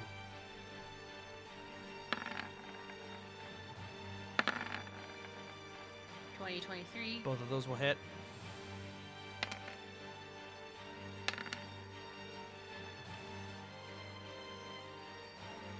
I have to roll something. Hey, Dura, go fuck yourself. How do you want to do this? On this poor woman who stumbled out and then just got bodied. I think in between, as she Hey, you can lands do with that a, really a sounding thunk from the quarterstaff, she'll drop it. And then just like, he'll join you soon. but I might not be so quick about it. And then she'll just lay into her. Just, if you've ever seen, fucking, what is it? What's the fighting style? See, I was just gonna say she just Omni-Manned. No, Wing Chun. If you've ever seen Wing the Chun? Wing Chun, like, them, like, beat it, just fucking laying into the person on the ground. I'm gonna see if I can get a... Yeah, like that. Just beating into her face until her face is a nice, even paste. I was just thinking caving in the chest plate, but yeah. Oh, that's fine, too. As Dora, I would say falls, but she wasn't really standing to begin with. That is the end of initiative. Good shit, y'all. Good team stomp. Yeah, good team stomp. As you all now stand there before the large doorway into the opening chamber of Castle Mornstead, Cage comes over and goes, "Hold up. Gonna make a fucking point." As he takes out his dagger and begins to saw the head off of Dura. Oh wow, that's Oh my god! appropriate but brutal. I was gonna kind of like avert her eyes. Whew. Thank goodness Flit is too tall to look down. You're all equally horrified. Her stomach sinks because this is what she feared would happen to Cedric. Yeah. As Cage holds the now holds the rather large size head by the hair. Not just large because she's a big figure, but also large because he is a dwarf. As he now holds the head by the hair. Bit of a welcoming gift for that fucker. And then him and Zarek make eye contact. He stows away the knife and he goes over, and him and Zarek clasp arms. I was wondering when you would show up, Master Stoneheart. It's good to see you, Zarek. With all due respect, though, I'm about to kill the shit out of your brother. Zarek looked to him. A crime he brought upon him. A penance he brought upon himself, I'm afraid. As Zarek is stowing away his sword.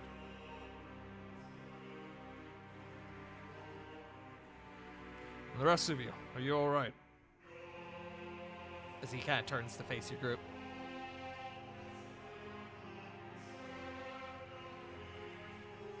Flit will wild shape back into herself. War sucks. Sorry, go ahead. Not too bad. Could be better. I'm hanging in there. Flit, that dinosaur, that lizard move. Oh my god. Oh my gosh, that was great. Yeah, yeah, it was. Seems a little out of it.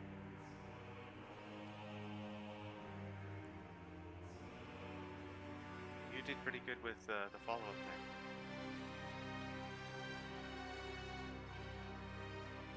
Can I insight Flit? Same. I'm worried.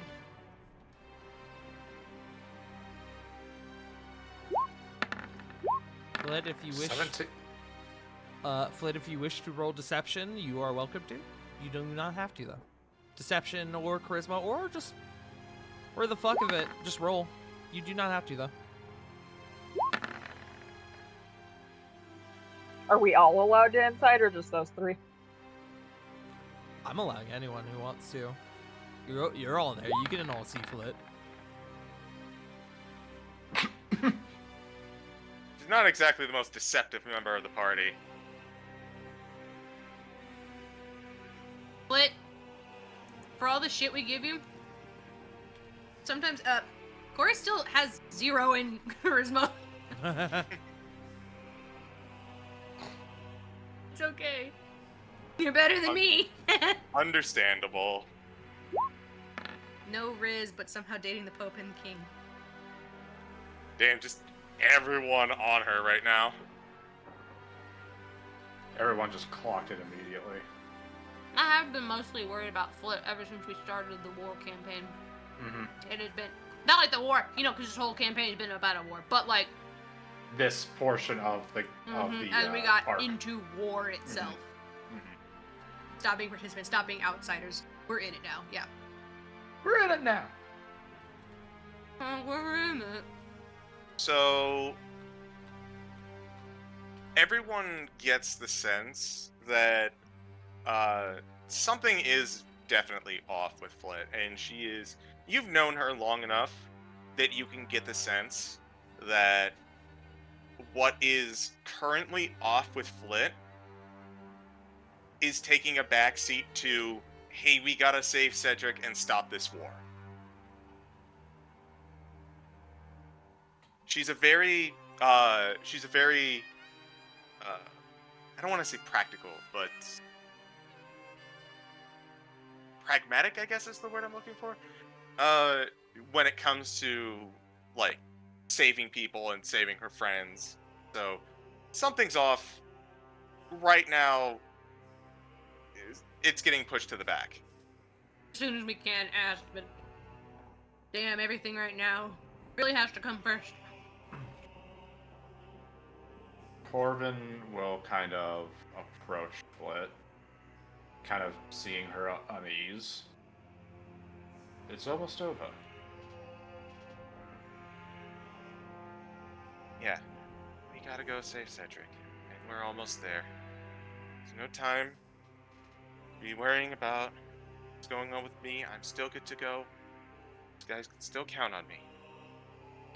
Flit, if there's anything any of us have learned, there is always a time to worry about each other.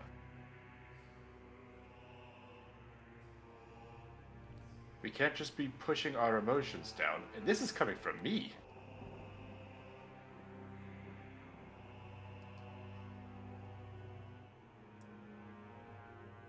Flit takes a second. And she looks to you, Corvin. And then she looks on over to Cage. How far away are we from Skull's location? Probably a couple 100 feet. It's just the main chamber and then the throne room. That's where I'd expect him to be.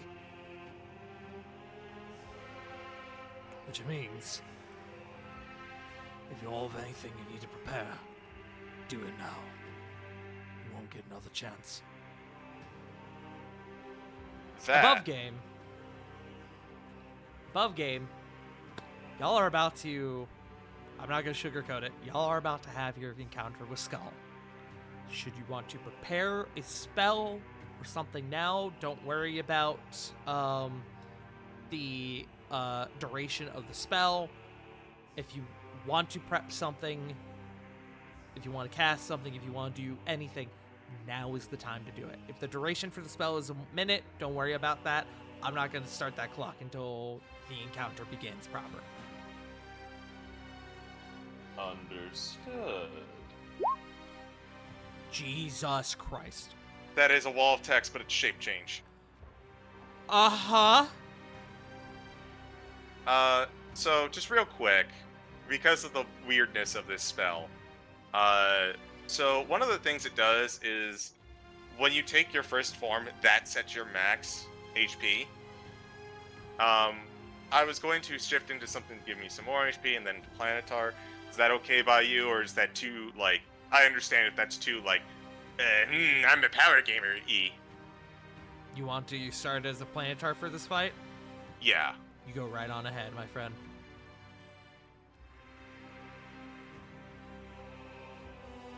We're gonna start with the big guns.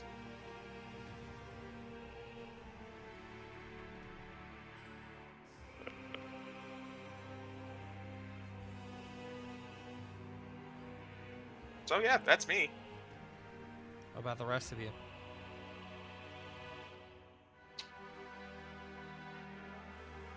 Gonna try one more time with Rakiri.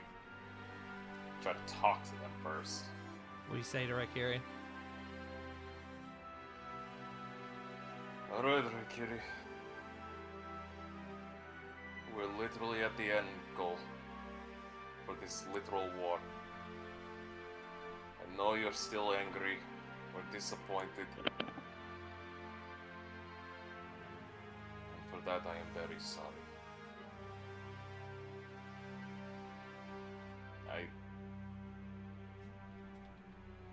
I'm sorry for losing control of myself. I'm sorry for all the pain you've been put through.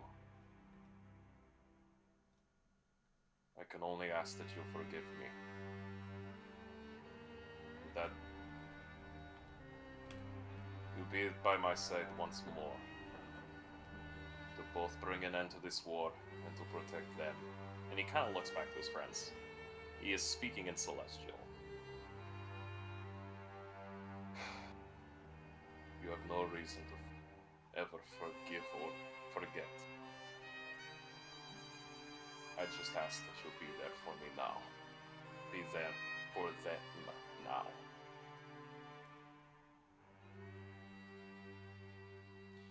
You speak from the heart to Raikiri, your sword, who has been alongside you for a rather significant portion of the journey. But there is no response. You normally feel this spiritual, emotional, almost physical connection with your blade, but it feels hollow in this moment.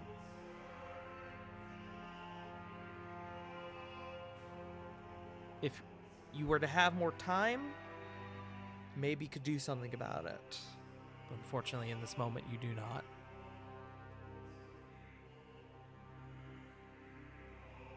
Sorry, buddy. That's good.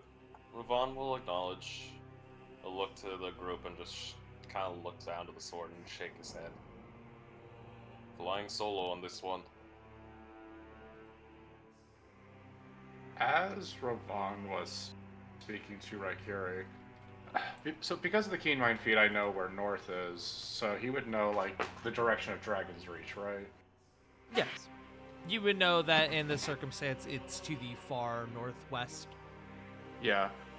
He'll be looking out that way, kind of reaching his hand out.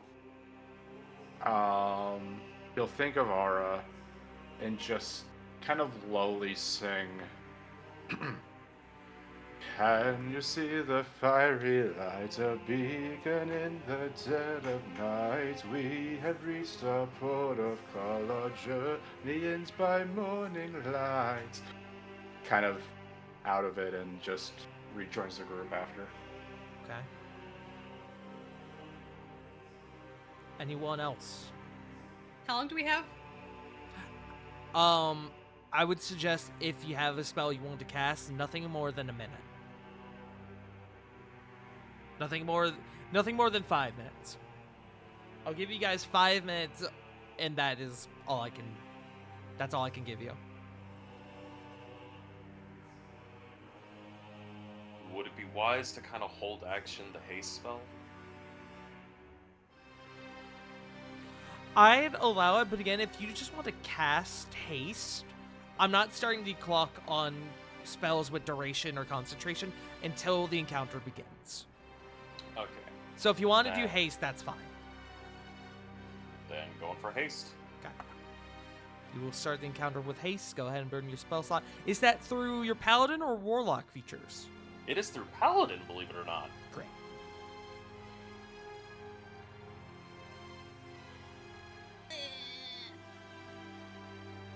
Seeing if there's anything Diana wants to prepare as we start. Are we technically out of combat? Because if You are out of Ori combat. cast... So if I cast Good Berry, can I get all 10 berries? Yes. No, she's not gonna eat it. She's holding on to them. Okay. Man, Just in that. case. Look, it's one. One is enough. Yeah, I was one gonna is say, enough. what's a full meal One is a One's full for a meal. exactly. day? Yes. Meal, I'm a hobbit. and it will get you up off a 0. Go ahead and throw up Goodberry for me, and you can have that prepped. Okay. Add the 10 Goodberries to your inventory.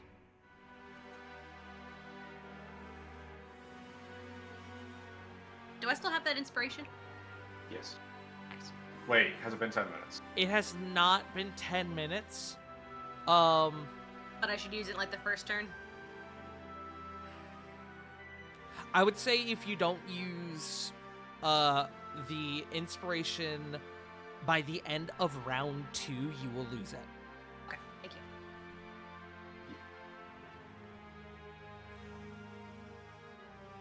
Anyone else?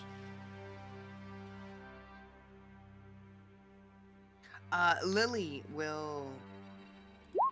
Shield of Faith. Shield of Faith. Okay. I'm adjusting tokens on the fly as we speak. Diana is going to use her last 3rd level spell slot. She's going to go ahead and cast Beacon of Hope. Yeah! Y'all will start Hooray! with Beacon of Hope for this fight. Fuck yeah. Praise the bacon of hope. So that being said, Bless will drop, which, TBH, I don't think Bless really mattered in that fight, nor did anyone really use it. So, I It's actually alright. forgot to mark it. Was I used it on one of the guys, but it That's was okay. dead when it came my turn. what's up, Joe? Wouldn't Hero's Feast kind of cover most of what a Beacon of Hope can do outside of the healing?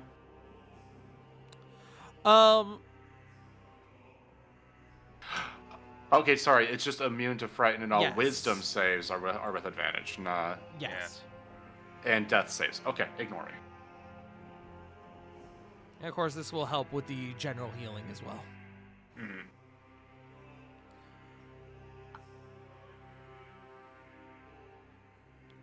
Anyone else? Going once? Going I twice? think Sarah's gonna put up a turtle on stride. Okay. Go ahead and throw that spell up for me.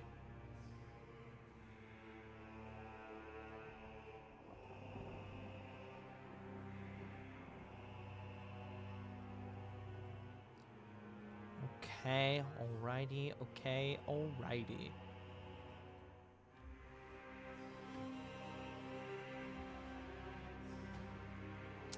And Corey, you're the only one who, sorry, not Corey, Corvin. Is there anything that you wanted to prepare, as you're the only one who has not done preparation yet? If you don't, that's fine. I just have to make sure all bases are covered. Everything else is kind of situational based. Okay.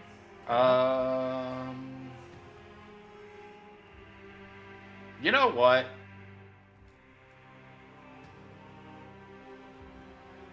Nah, I'm gonna save that, just in case. Okay. Alrighty. And I'm gonna go ahead and put a pin in that. And as you all burst through the doors and encroach upon the throne room of Castle Mornstead, that's where we're gonna take our break. Uh, Yeah. It's about time, gamers. Showing the map, showing the map, showing the map. Okay. Alrighty. We'll be back in a few minutes. Can I see my husband now? You'll get to see your husband when I damn well tell you. I feel that on a spiritual level. I miss my wife. I miss Wife. your wife too. Wife gone. Sad. Wife She's gone. Think about wife. Regret. She's come back. She's come back in 2 weeks. Soon, I miss my buddy. wife, Soon. Tails. Yes, we're gonna take a break. No. We're gonna take 5 minutes. Everyone be back at the end of 5 minutes, and we will be back in just a minute, gamers. Well, in 5 minutes. 5 of them, actually. We'll be right back. And we are back. Hello. It's time. Oh, Everyone has pissed out their anxiety. Well,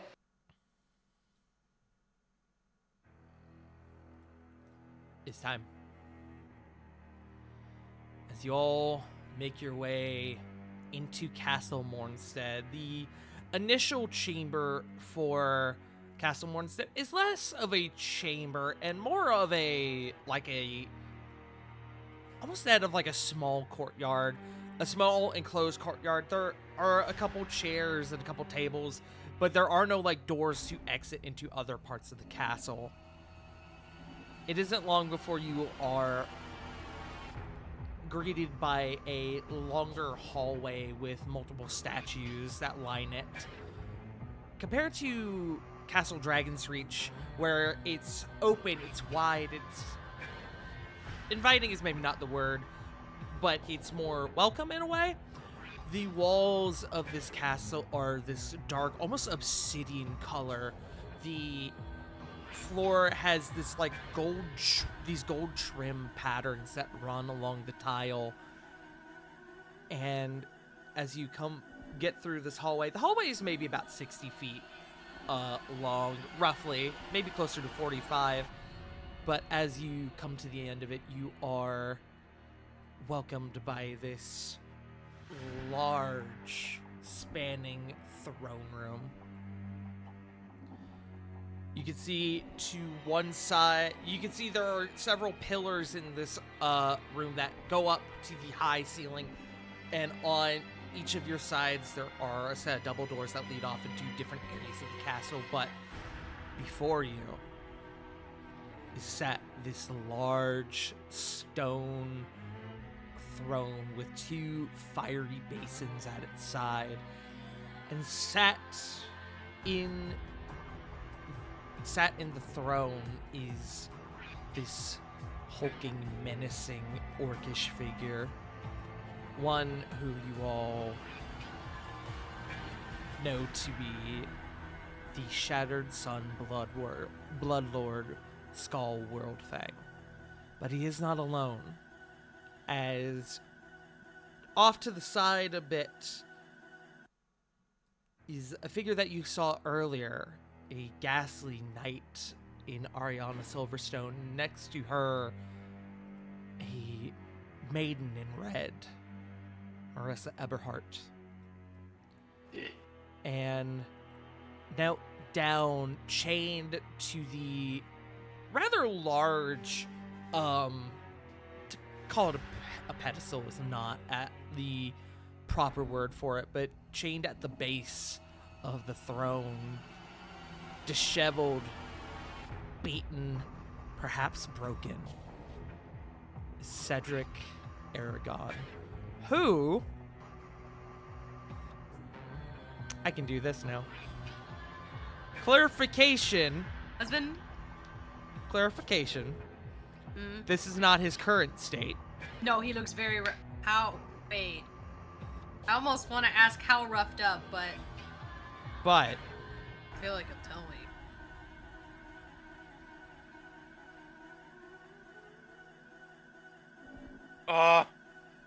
Look at him. Damn. oh no, Look at his he's beard. hot. he's hot, Jim.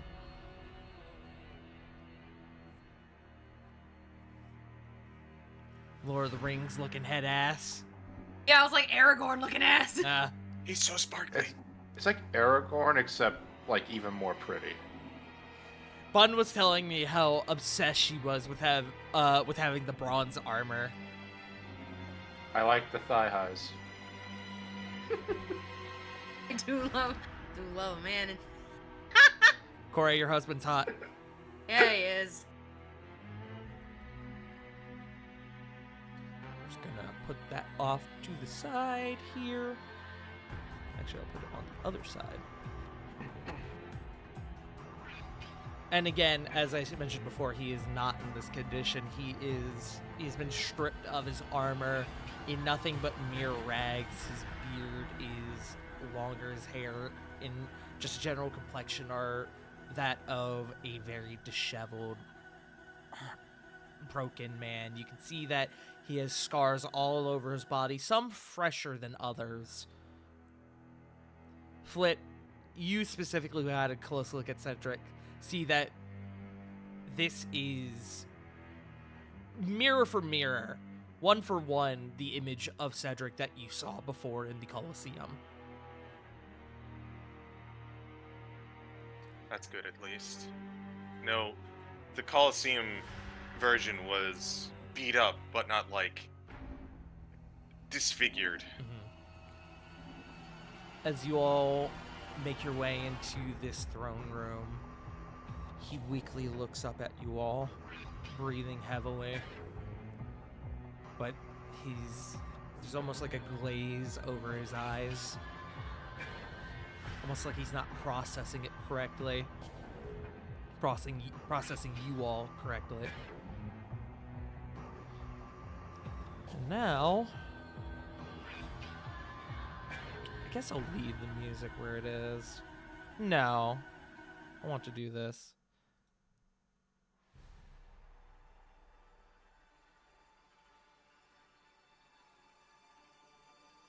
A skull leans forward. So you made it.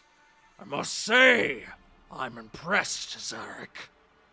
I never expected you to have the backbone. You could be a great general in the new regime. And look, Cedric. As he reaches down and he takes Cedric by the hair and pulls his head back. Who dearly beloveds have come to rescue you. Corey, you do see, I will say with your passive perception, a paper bird on the armrest of the throne. It has been unfolded and opened up.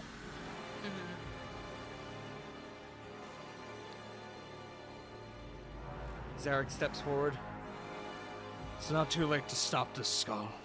Father was a weak-minded fool. He would throw away the ways of our ancestors for what? Peace?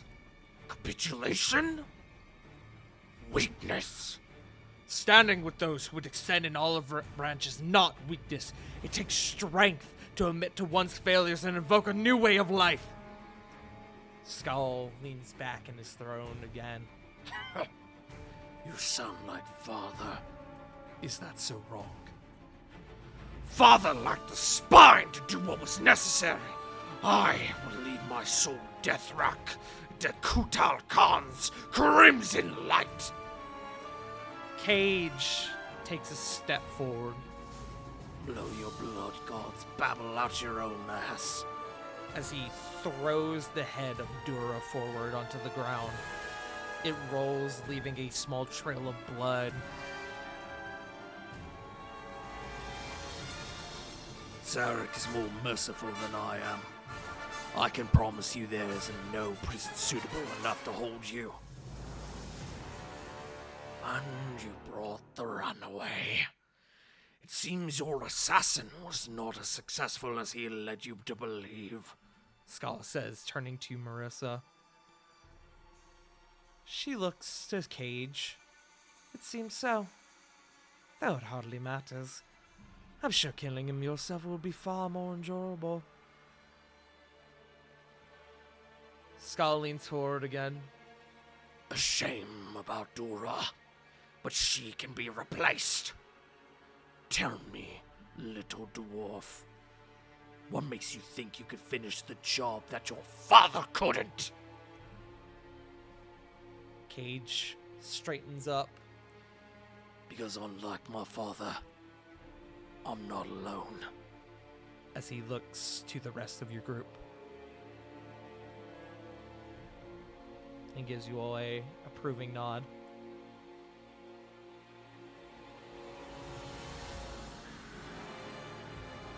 Do any of you say anything?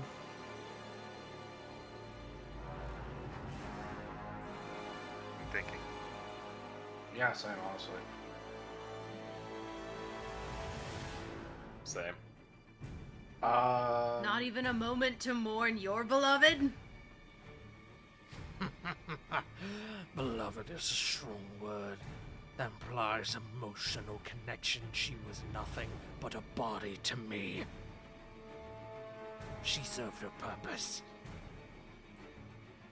Who chose consort then? We can get into the specifics of that setup later. I was trying to buy time for y'all. Shut up. Honestly, the moment we stepped in here and I got a glare out of a red spot in the room, I kind of lost my interest. She gives a coy wave. Doesn't even acknowledge her existence.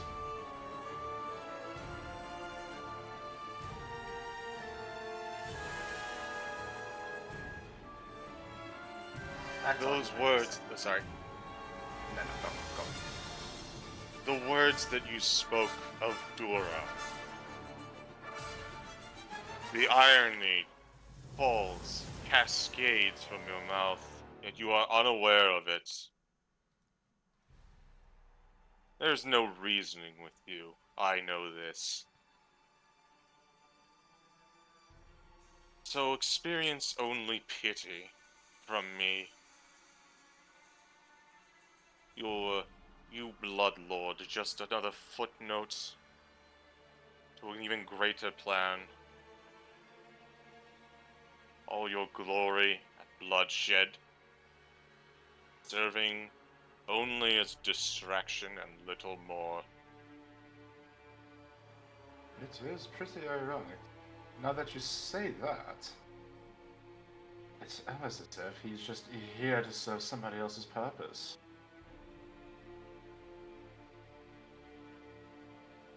I mean, Skull never really was doing it.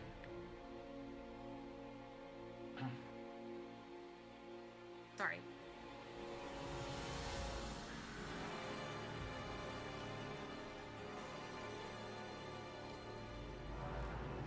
Skull looks to Cage once more.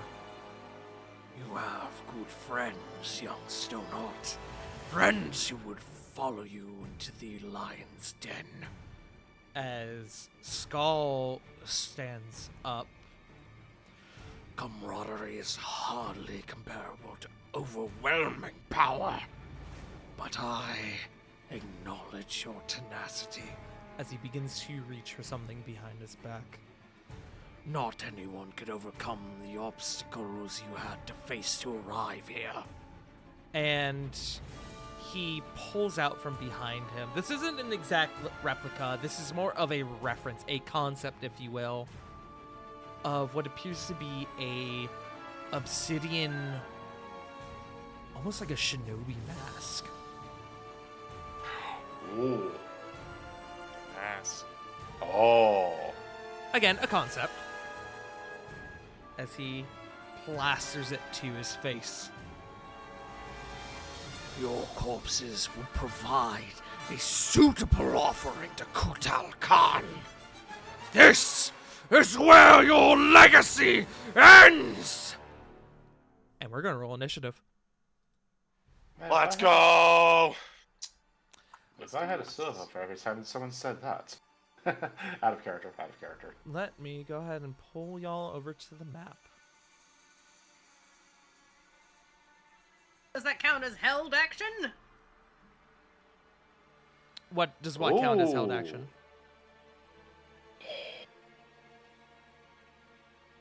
Oh. I'm kidding, don't worry about it. Okay. I will heal when it gets to my turn. Go ahead and roll initiative for me, gamers. I have everyone's initiative except for y'all's.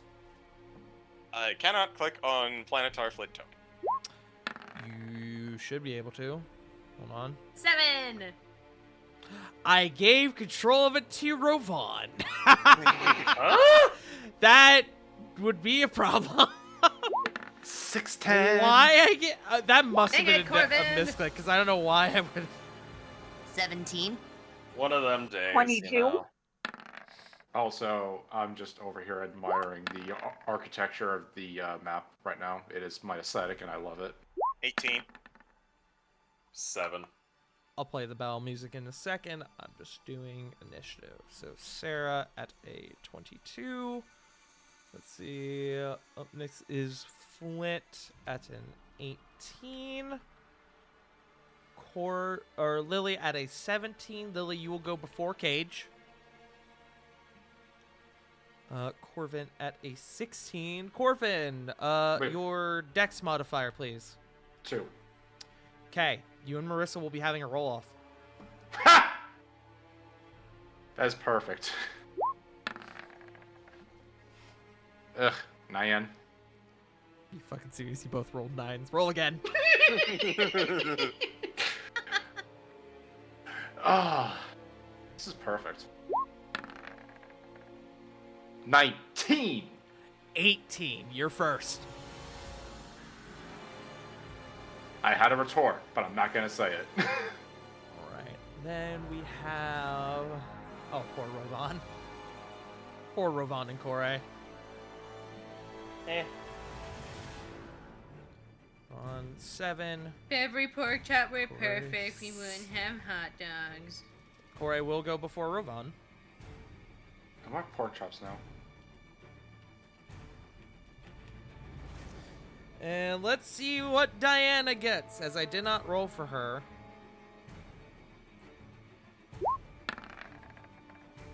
Ooh, Yo! the rare. I think that's the best Diana has ever done on initiative. Let's go. Zarek will go before Diana. Gamers, I present to you the initiative for Castle Mornstead and your initiative against Skull Worldfang. And yes, there is a certain character on that initiative. We'll get to that. Let me go ahead and play our music. Change you over to our music.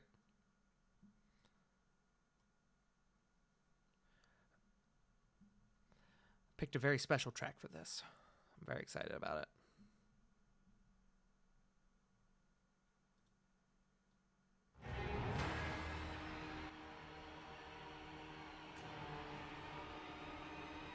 We start up at the top of initiative. Sarah, Ariana's on deck. I'm just going to move Sarah over a couple because a Chardonnay stride sets things within 5 feet on fire. It sure does. Also, let it be known that aura you guys are seeing, that is Diana's beacon of hope. Noted.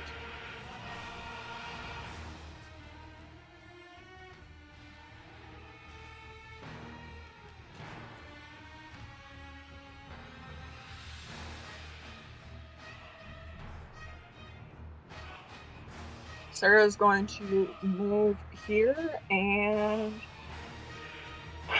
knowing that Ariana and Marissa are an issue. Ooh, actually, 1 second. I want to check something quick.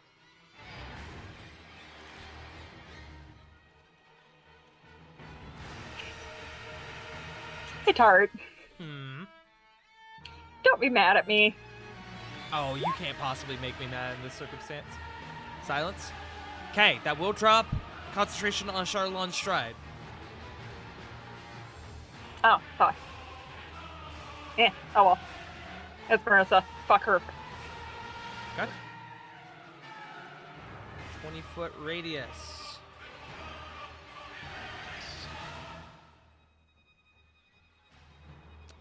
If somebody, I can have somebody map that out for me. You Use said a 20 measuring foot? tool. Yes, 20-foot radius.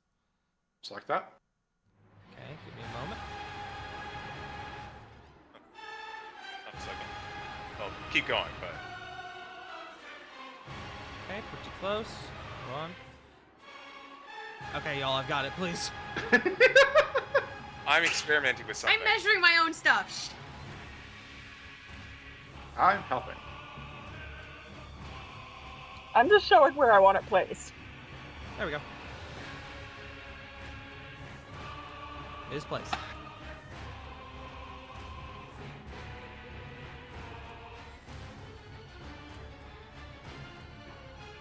Alright, so that takes action.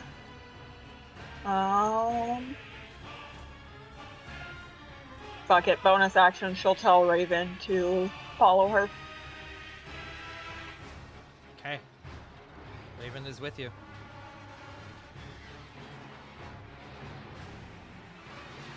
Is that your turn? Yes. Alrighty. End of your turn. Up next is Ariana, who is going to simply walk out of the silence. And as she does, much like you all saw before, a voice exits her vocal cords, but is not the voice of Ariana, but instead that of what appears to be Elrock Nazir, who speaks out. No need to hold you back with them, Ariana. They've just about outlived their purpose. And Sarah, it is a moment before, with blinding speed, Ariana has descended upon you.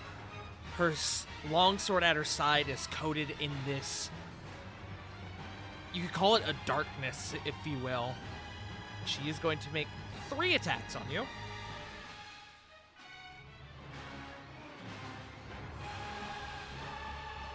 That is a natural 20. Uncanny dodge. Okay, you will take half. Wow, I didn't expect this to trigger in the first fucking attack. Oh my god. Oh boy. Sir, what are you holding right now? What weapon are you holding? I don't know that she's taken any out yet because she cast a spell. That is fair. Okay.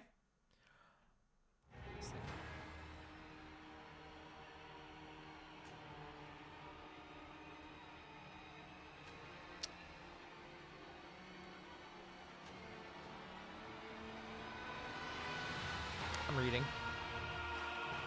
What magical items do you currently have on your person?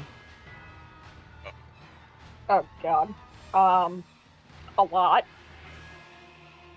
What specifically are you wearing?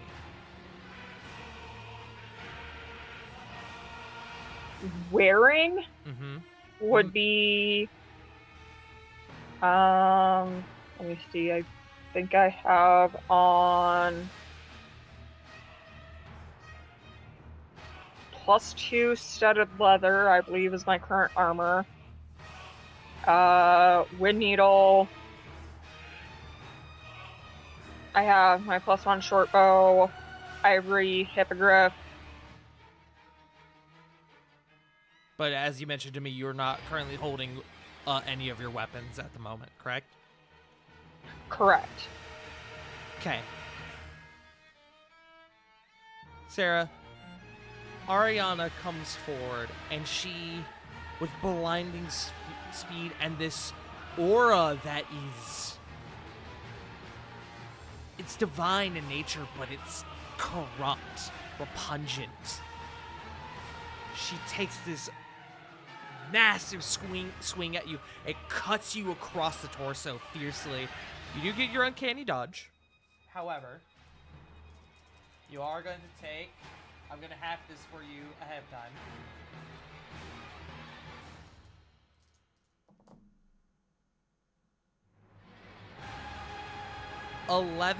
No, sorry. That's not even remotely right.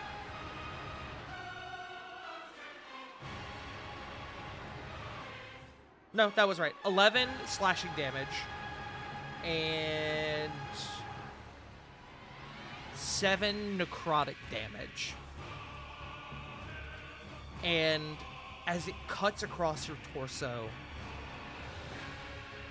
it destroys, creating this massive gash across the front of your armor. Sarah, your armor is now non-functioning.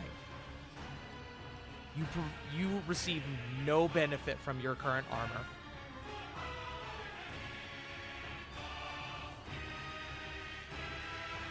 Your armor is destroyed. Well thought. Okay.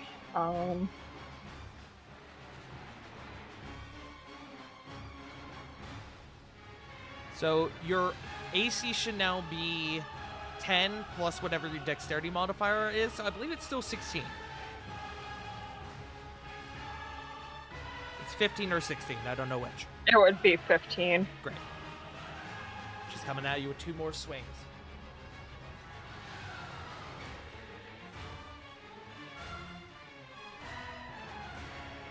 That is going to hit. She is going to also do a Divine Smite at standard level. You are going to take 19 slashing, 8 necrotic,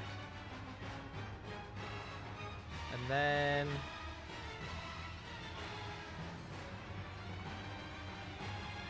that's a D10. That's not what I need.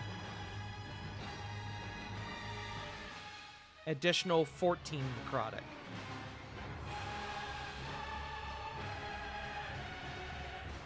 Last one. That will hit as well.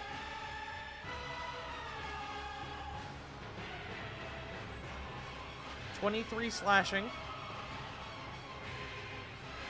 9 necrotic. And then on the last smite, an additional 8 necrotic.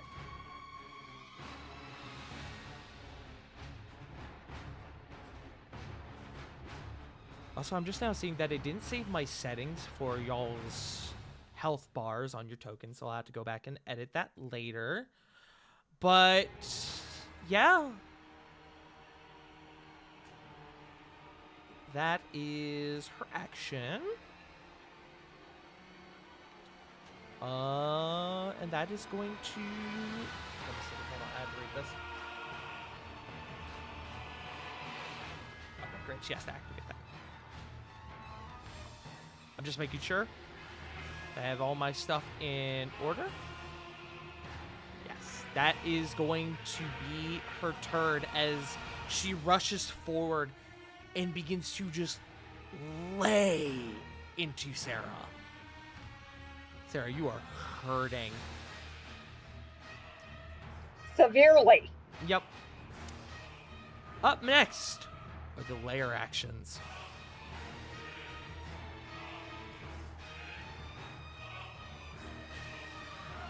Skull can't actually...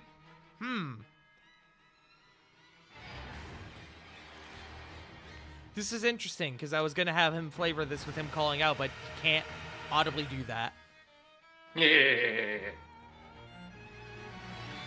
So the way I'll do this, as the sound of fighting erupts in this chamber, orcs begin to rush in from behind you guys. Or from, not behind you, but from your sides, from different areas of the castle. So give me a second.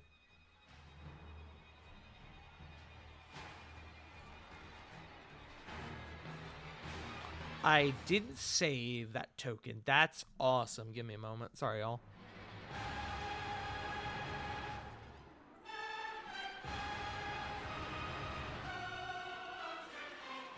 Cool. I just don't have any of my shit, apparently.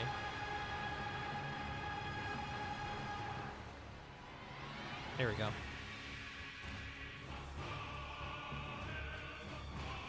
As from the right door, 6 orcs enter the fray. And they will take their turn on initiative 1.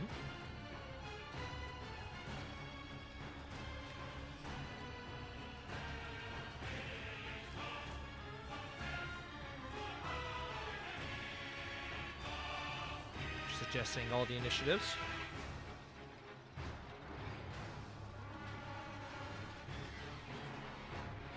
But that is the layer action. Up next is Zarek, who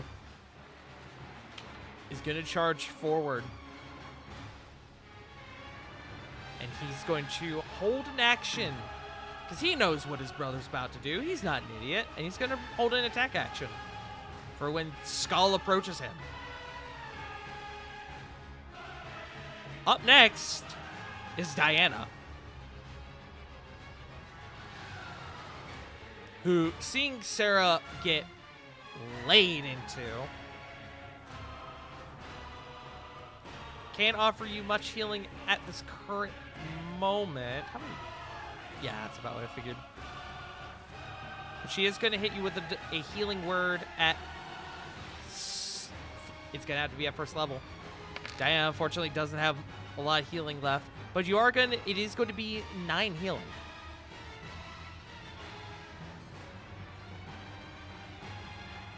Nine, you said?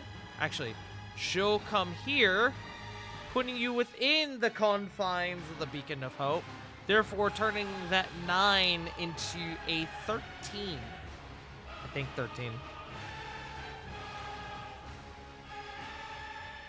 12, I believe. 12. Isn't there a bonus with her life stuff? Yes, that's included in the 12. Oh, okay. My bad. And then she's going to, with her main action, she's going to firebolt at Ariana. A 14 is not going to hit, though, which is a shame, because that was real good on that damage. As Ariana throws up her other hand, and this almost like projection of a shield appears and blocks the firebolt. That's going to be Diana's turn. Up next is Flit. Lily is on deck. Okay.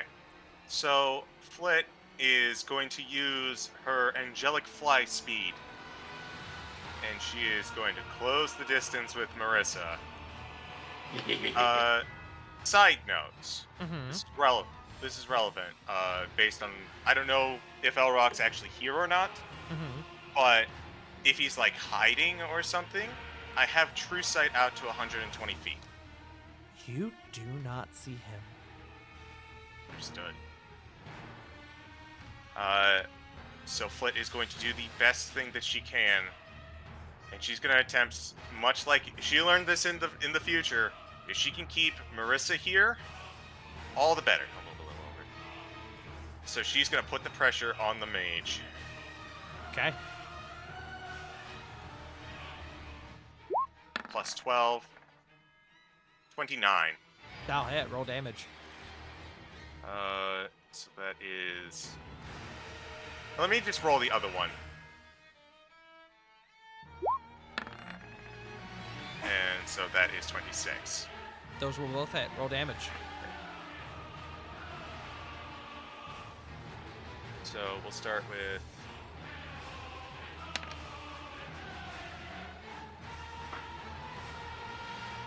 so that is 44 plus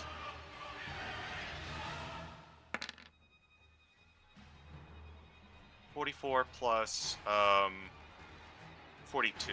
So that is 86 into Marissa. Yeah, it's spicy as you begin to carve out large splatters of blood from her form, and this blood, as it splatters on the ground, almost seems to be bubbling, burning, steaming in this odd fashion. Is that your turn? As Flit's glowing angelic eyes narrow, looking at Marissa. That will be her turn. Okay. Up next is Lily. Cage is on deck.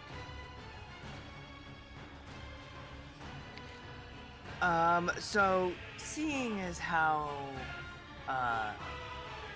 Sarah is struggling, Lily's going to try to run to help. 5, 10, 25, 30. I could hit her from there, right? I think you started in Ravon's aura, so you got 10 more feet, right? Yep. Yep. You have 10 more feet of movement. Oh, Fine, I do. fine, fine. I'll take that flank. Yeah. Do it.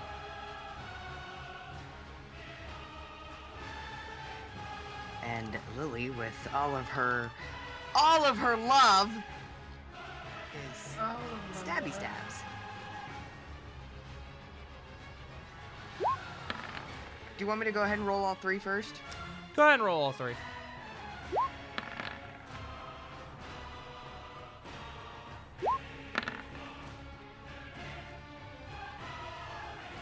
Got a 31, a 26, and a 32. All 3 of those will hit. Let me just double check something before you roll damage.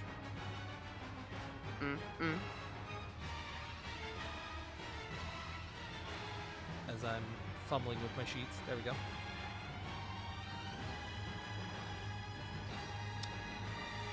I figured, but I wanted to make sure. Ah, there it is. She is going to burn her reaction and cast Shield, meaning that the 26 will not hit, but the other 2 will go through. All right. So 2. Yes. 14 and 18. 14 and 18. Nice spicy 32. Okay. As you begin to lay into Ariana from the other side, there is basically no reaction. Your strikes are raining true, but it's almost as if she's not even necessarily not feeling it, not processing it. It's odd. Is that your turn? Is there any way to, like, insight that or anything? Or do Insight I need to wait check. till All right. Also, remind me, what is your passive perception? My passive is 19. Okay, I'll get to that in a moment.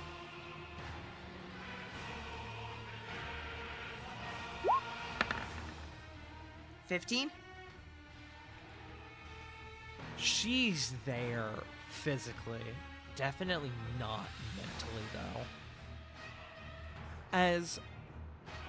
That is what comes to your mind until, with your passive perception, you look, and at the base of her neck, a brand, a tattoo, one that you have seen before, not to the same severity that you saw on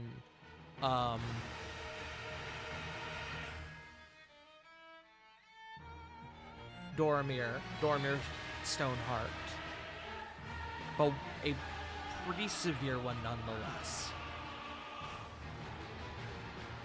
Am I allowed to out loud say anything?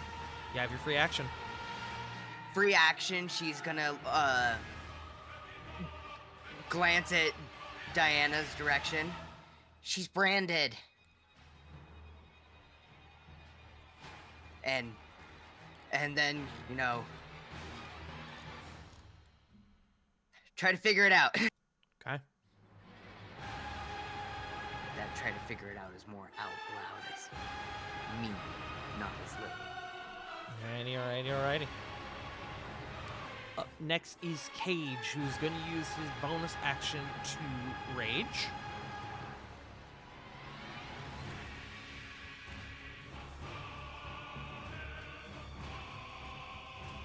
Trying to find the icon for it. There we go. And then is going to follow in Zarek's stead and is going to hold an attack action, ready for a skull. Up next is Corvin. Okay, I think Marissa's I mapped this on deck. out. 5, 10, 15. Just double checking to see if I mapped this up correctly. Perfect. They're all caught in this.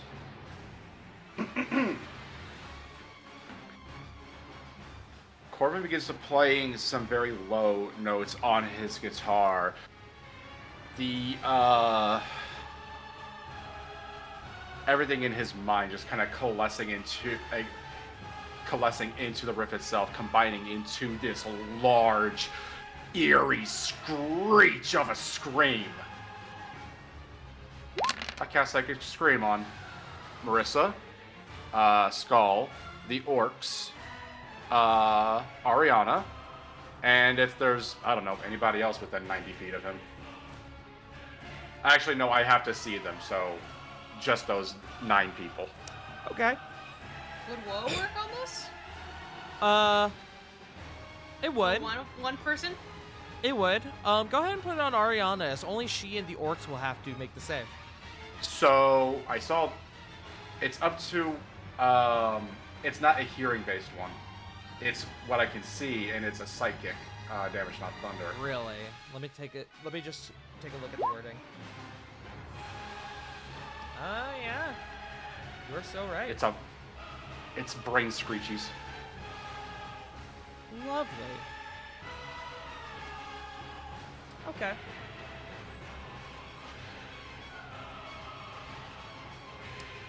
Yeah, that's gonna be counterspell. I am well within. I'm like 90 feet away though. You are from Marissa. As Bitch ass. Yep. Okay. Ariana looks, and her eyes kind of meet yours, and there's a glimmer from her eyes.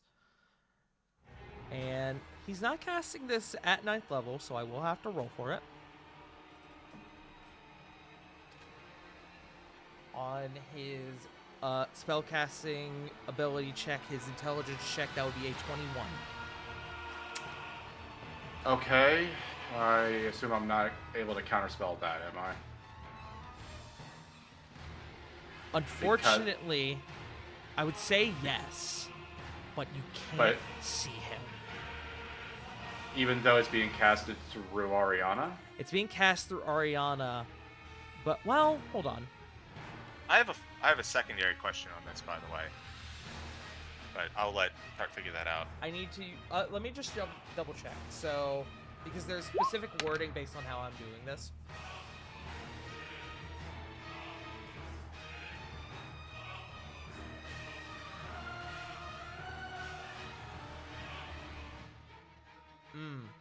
Okay. Based on the reading of this, it's delivery. So Ariana acts as the delivery component. So if you want, you can expend your reaction as well and counterspell the counterspell. I would love to. Okay. May I ask something though? Yes. Ariana used her reaction. Does that eat up Elrock's reaction since it's casting through Ariana? It does not. If you'll notice, Elrock is in initiative. I am just checking for housekeeping. Specific. Yes. Yeah. So, Thank you, CG. what level are you casting counterspell at, Corbin? Base 3. Like I'm not. Base 3. I will need. I'm not gonna. What's up? I will need the charisma check then, Okay. as he's casting it higher than 3. 20. Blow help? Great. So, you counterspell his counterspell. Psychic Scream goes through. That was 56 damage. They're not going to be able to survive. Which is fine. They're fodder anyway. Man, I heard of a boy popper before, but not a head popper. Alrighty, so first I'll roll for Ariana. Where the fuck are you at? That's not you. There you are. Whoa to Ariana. Whoa to Ariana. And that was a what? A 2? Great. And it's what kind of save? An intelligence save? Yes.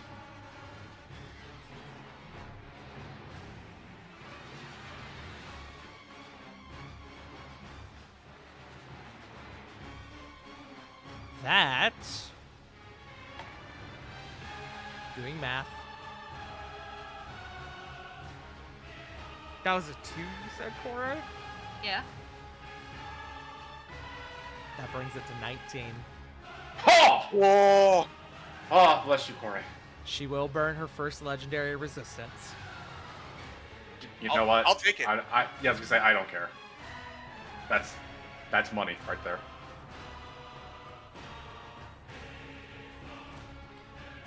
So she will take half, so it was, what is half of 56? 28?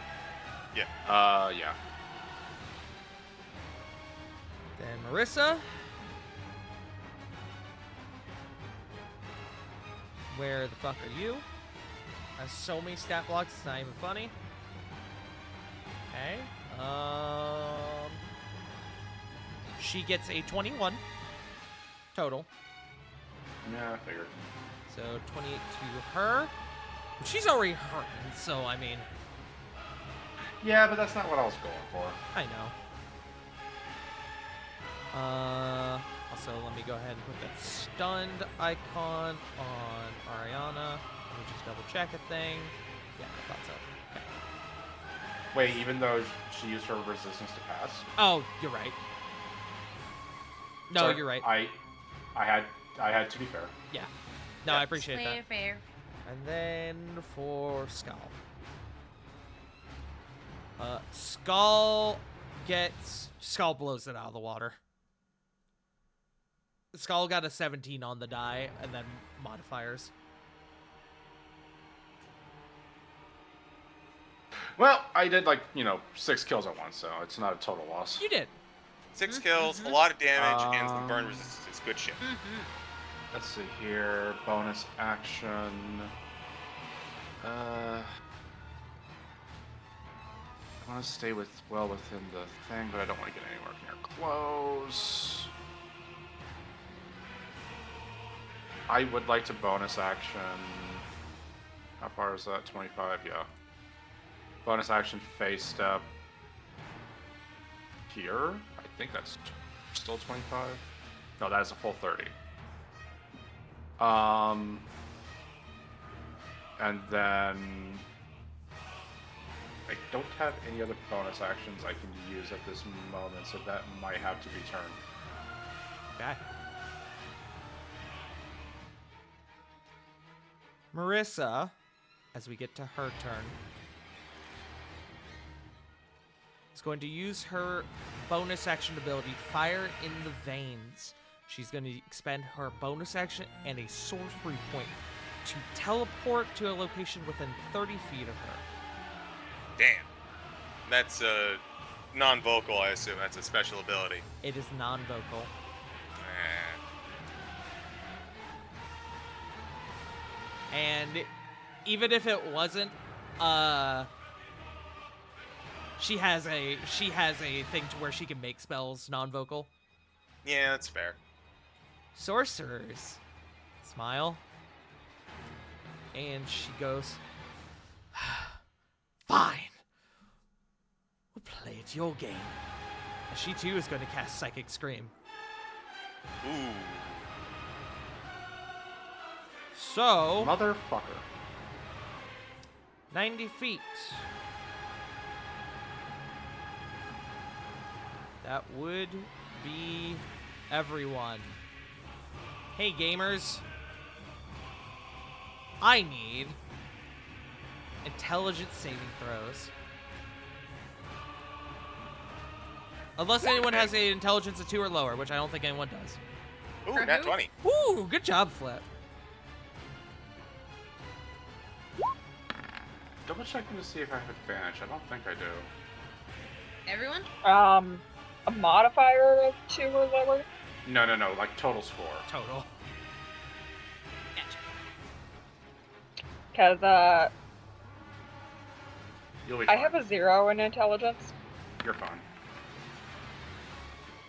You will need to roll. 16. You do get my aura. Corey does get the benefit of the aura. Same with Diana. Same with Diana. Fuck you! A plus? 19. Is plus what, Ravon? Plus 4? Yep. Nice. I'm using an inspiration.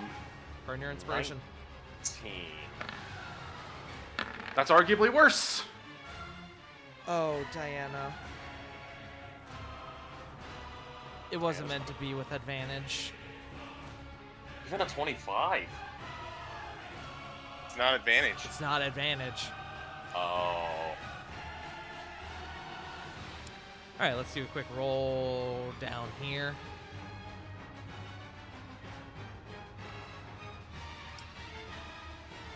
finding DC. Okay. Unfortunately, gamers, the only one to pass is Flip. Yeah, that's about right. Flit, you are going to take 25 psychic damage, and you are not stunned. Everyone else... Wait, Zarek has advantage! Oh! Zarek passed! Let's go, Zarek! Let's go, Zarek! Everyone else is going to take 51 damage and is stunned. Wait. This is an intelligence save against magic, right? It Can I use is. my bardic inspiration? I have save? gnome cunning! You can have use advantage. Ah! You can use it, Corey. Also, how much damage again? 51. I'm hoping. Here we go. 10. Not much. I got 16. Gonna use Stone's Endurance to at least cut that down.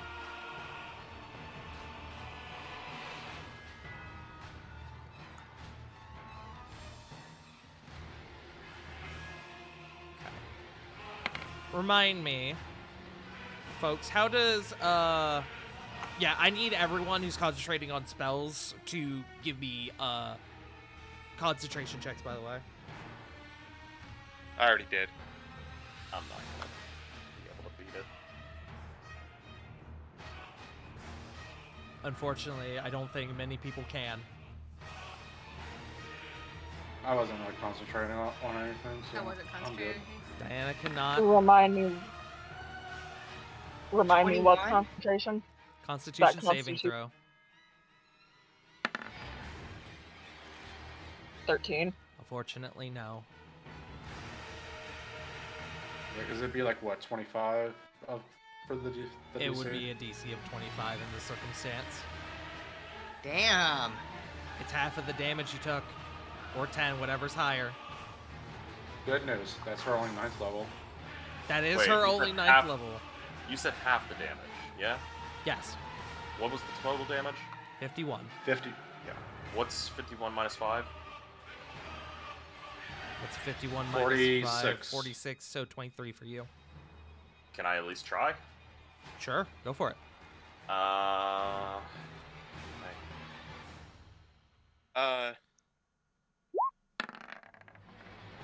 Yeah, I figured. It's gone. I'm sorry. Corey, so the 10... 16 plus 4 plus Ravon's thing. Corey, you will that'd be pass. 30. Bardic. Okay. So Corey, you take 25 and you are not stunned.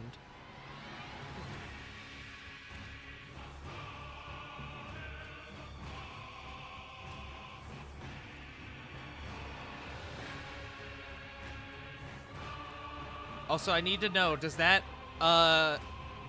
51 kill Raven? Yeah, it would. Okay. Raven is dispersed. Hold on a second.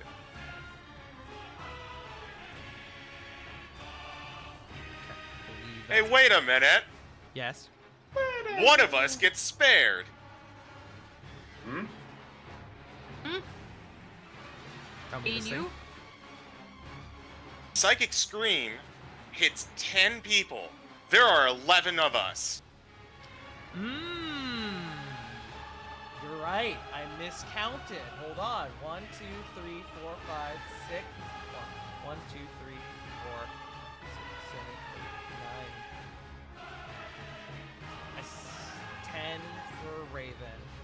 Who's the 11th person? Me? So it's the 1, 2, 3, 4, That's 5, 10. 6. Are you counting Cedric? No. So it's 1, 2, 3, 4, 5, 6, 7, 8, 9. Oh, I am miscounting. Wait, yeah, I am miscounting. Fuck. Sorry. That is Yes, going got it. to be her turn, though. We can't spread the gay, but we can spread the bad at math. Yeah. That brings us to Skull. Alright, Skull. What is your range? What is your movement speed, buddy? 45 feet. He's gonna come up just short of Zarek. Get fucked, nerd. Let's see. Okay. I'm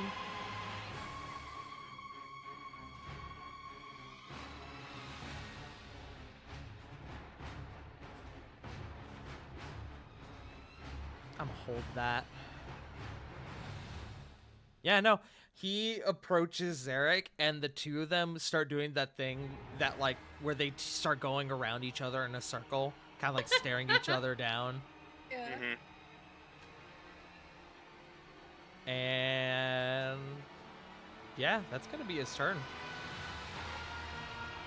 Relatively simple turn. He is, though, going to spend 2 of his legendary actions at the end of his turn. And, oh, wait, no, it has to be another creature's turn. Never mind. Next turn.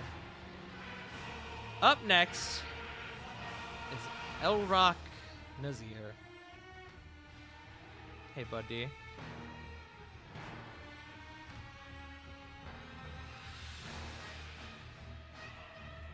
He looks to the... He acknowledges that Sarah is in fact stunned.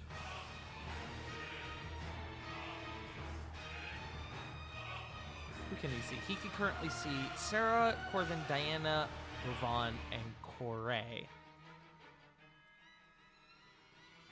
He's going to prioritize the person who is not affected. I mean, he's going to take aim at Corey. I knew it. Did she fake it? No. Can you fake it? Did she just avert her eyes? Like, You got me. Don't look at me. Don't look at me. I'm hiding behind Ravon. What do you mean? He's right here. You know, it's probably not the first time he had someone fake it in his presence. Won't be the last either. Oh, you laugh. But a reminder, this is the man who killed your dear friend Ravon.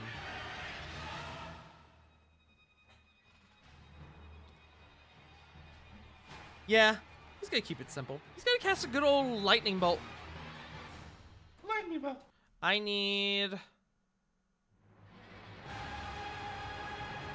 just Corey to make me a dex saving throw.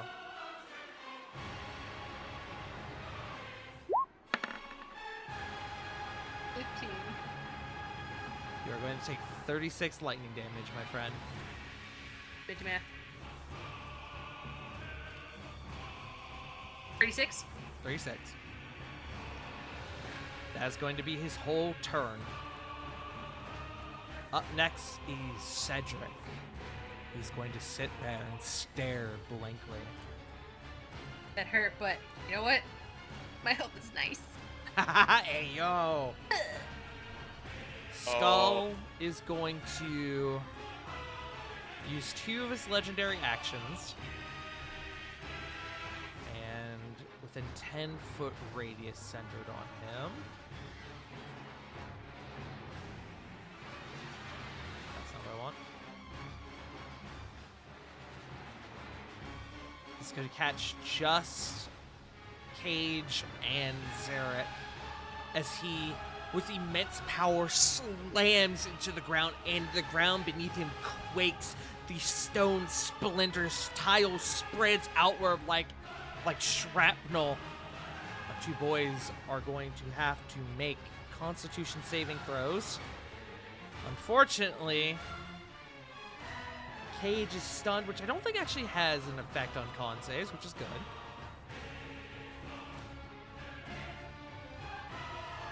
Can't interrupt durable body. I am so happy in this moment. Zarek just got a nat 20. Hey, let's go. He is finishing the story! Determination! Ooh, Cage passes as well, even while stunned.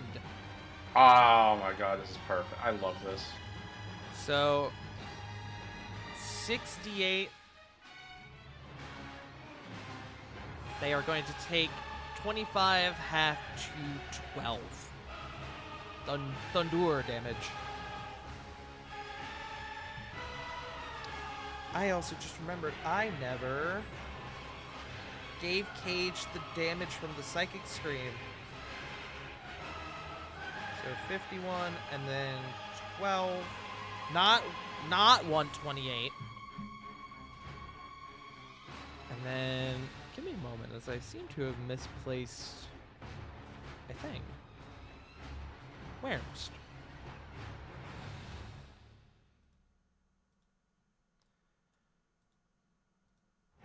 Okay, hold on, I have to do a little bit of math.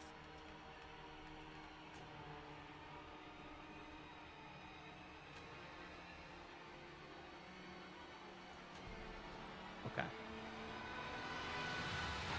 Great. That is legendary actions. Up next is Kore. Ravana's on deck.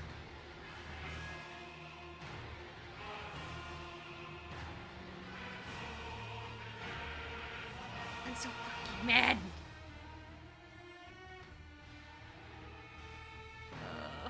What to do first?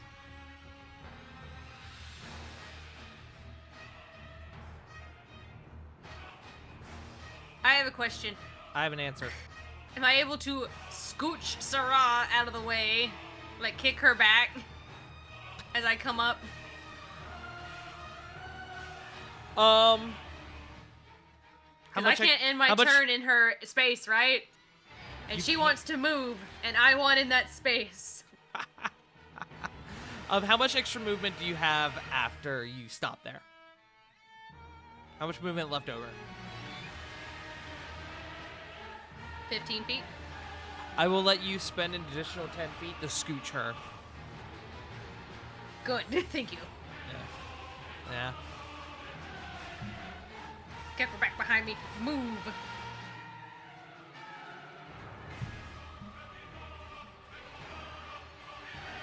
That's not going to proc an op attack on me, is it? Nope, you're That not leaving your range. alone. Corey's gonna whap her. Go for it. Actually, wait, hold on.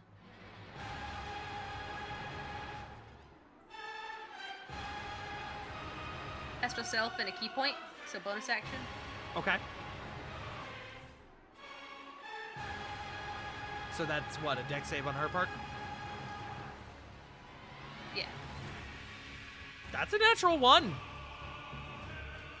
Oh, damn. Hold on, I have to find the 2 rolls of my martial arts die. That's my D6, D8? D6.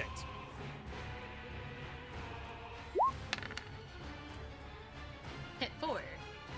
Okay. Damage is 2. Damage is damage. Your astral arms are activated.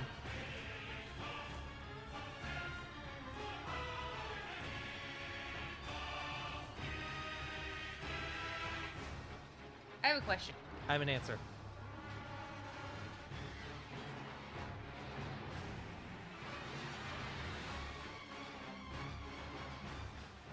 Oh, Can I need to get spend rid of another silence, key I point forgot. to do a stunning strike?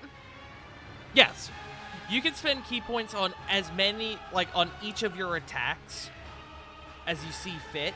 The only currency you're spending, actually the economy you're spending for that is your key points. Oh, I cry.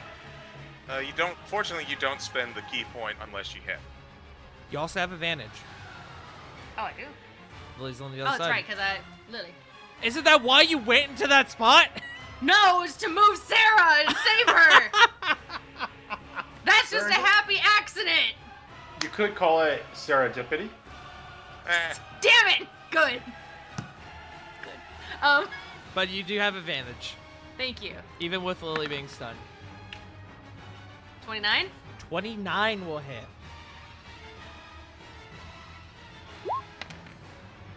Six force. And then I presume you're trying to get her to do it. You're trying to stun her. Yes. What is your DC? Hold on. Key save is my spell save. So, 19. Okay. She got... Let's see the roll. I just need the modifier. It's a Widom. Widom. 22. Wait, hold on. Wait. Oh? Yes? I Widom? thought it was- No. Con. Con? Yes, that was con. Yeah. 25. You have another attack. Wait, right? No, wait. Wait, no. Your astral self, does that take your action? That takes my bonus action. Takes your bonus action. Then yes, you have another attack. 28. 28 hits. Another key point for stun. Yeah, why not? Higher than before, 28. 6. Cry. Sorry, friend. You're hitting her, okay. though. Still whapping. Keep whapping and slapping. That's turn for now. Okay. Up next is Rovan. Rovan, you are Skip. stunned. Yeah. Skip. At the end of your turn, make me an intelligence saving throw.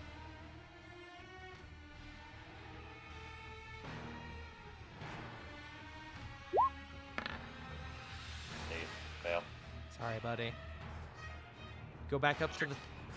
What's up? Nothing. We go back up to the top. Sarah, you are stunned.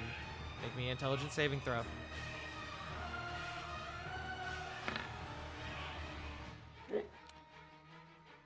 $25. You pass. Good shit. You shake off the stun. You are back in the fight. Unfortunately, that is your turn. But you are back in the fight. I passed. I'm happy with that. Up next is Ariana.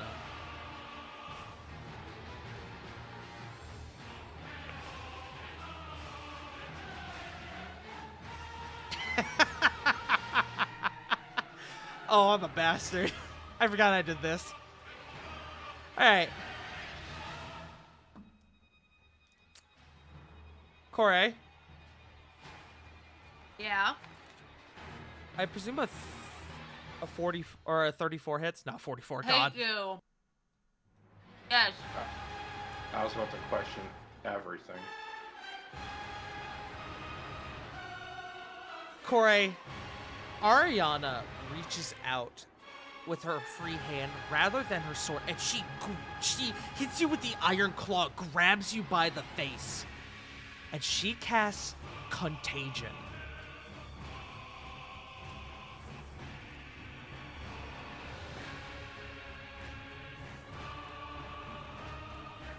How dare you!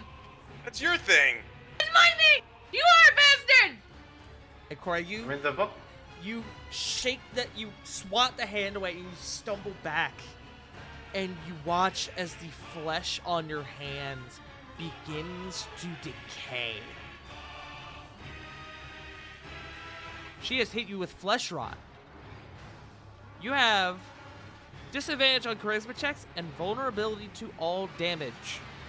At the end of each, you are poisoned. At the end of each of the poisoned target's turn, target must make a Constitution saving throw. If the target succeeds on 3 of these saves, it is no longer poisoned, and the spell ends.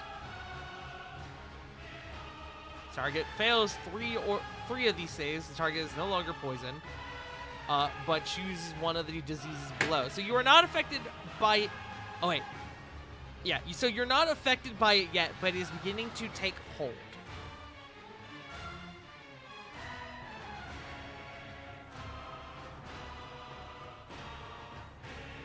So, my friends, as I have now been made aware of the time, as Ariana's turn comes to an end, we are going to have to, as the stage for the fight against Skull World Fang has been set,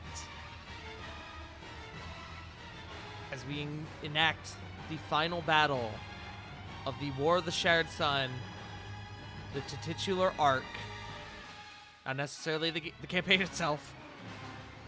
That is where we're going to have to call an end to our session. Thank you all for joining us. Bit of a cliffhanger ending. I got so caught up in that I stopped paying attention to the time.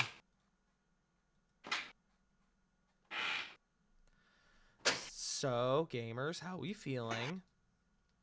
I just gotta say one thing. Mm-hmm. Obviously, the Hellfire Assembly took the phrase "greatness echoes greatness" because they keep stealing all of our shit. I have a question. I have an Is answer. that Elrod casting it through Ariana? No, Yes. that was her casting it. That Oh, I thought you meant like the lightning bolts and shit. The lightning bolt was No contagion. Contagion was cast by Ariana. Oh. Hey, paladins get contagion. Ain't that fucking wild? That is kind of funny. Don't get funky. You see, Corey felt bad for Ariana. Not anymore. Corey said, "I hope you realize this means war." This means war. Oh, it'll so be when hard- Corey casts Contagion, that's fine. But when an enemy casts it, oh, fucking. Also, I forgot, Contagion does not, Paladins do not get Contagion. Oathbreakers do. Ah. That lines up. Yep. Hey, we got to enter around the horn. We're over time. Let's pass to the river first. Let's do it quick. Hi. I'm still AFK somewhere. But you can find me at twitch.tv/wickedriver97. I'm still bringing things back. Yeah. Toss it to CG. Hello, I'm in CG. I don't do social media. Go watch Rascals and Raftica on Tuesday. Also watch Saved by the Spell this upcoming Saturday and every other Saturday. Go.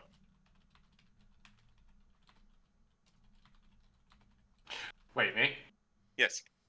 Oh, sorry. I thought you said go. My bad. Hey YouTube. Hey, do me a favor there, buddy. Go ahead and just like the video, subscribe to the Farting Tart YouTube channel, and ring that bell whenever whenever a video gets updated. Poker Rogue video coming out soon. That game's awesome. The guy playing it and the people who are with him, they're awesome too. So definitely give that a look-see. Also, I'm not responsible for misspelling on wedding invitations. Don't ask me why. Jfrost, go. Twitch, Twitter, JFrost747. Punk.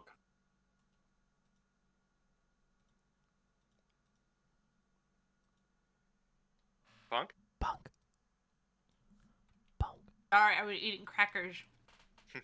And comfy and I couldn't Cracker hear. Jacks. Hello. It is Hey. me, the angriest little thing under the sun. Punky our dog. I play Rehawk Corey, who is about to turn Ariel into a donut. Hey, yo.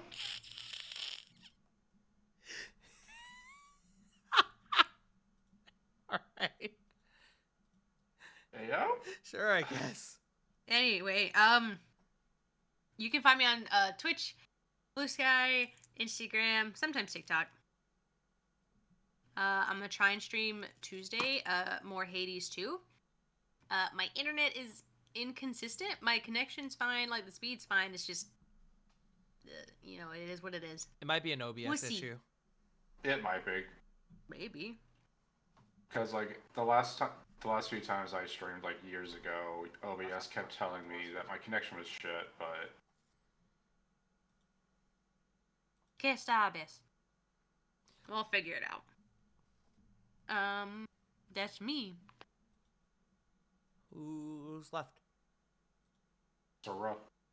Sarah. Damn you, Joe. Currently they can't find me anywhere, but they should definitely go check out Kozguk. Give her some love. She is the loveliest coffee bean. Go give her some love. I believe that just leaves Tart. Bun. I almost forgot I was here. Hi, I'm Bun. You can find me on Ko-Fi, Twitter, and YouTube. I was so into it, guys.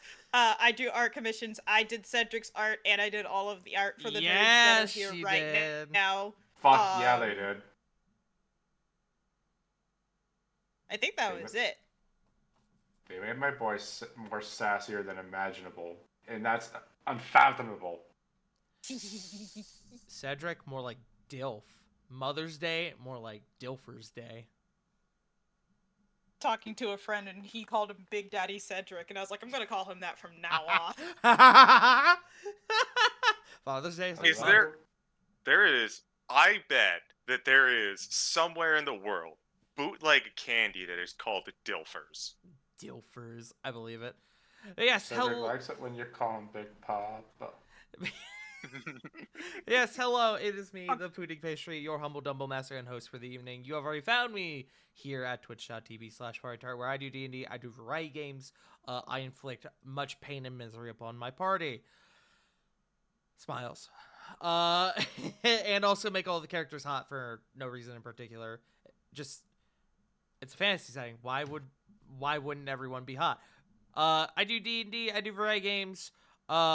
This week, next time you'll see me will be Tuesday, where we are returning back to Rascals in Ravnica, where we missed our last session and we were very sad about it, but now we're going to be back. It's yay, very happy. So, yeah. I forgot. You can also find me on Fridays at 6:30ish on Pathfinder's Pod, where I play evil character Yes. and overthrow the government. Heck the government. No, I am the government. But we Fuck got the current government. we got to send it on over to someone. So I got a Squatch. I do see a Squatch. So there's one other person that has less viewers that I have on my list, but I don't think it's a good idea. Yeah. It's Fuego del Sol. Oh.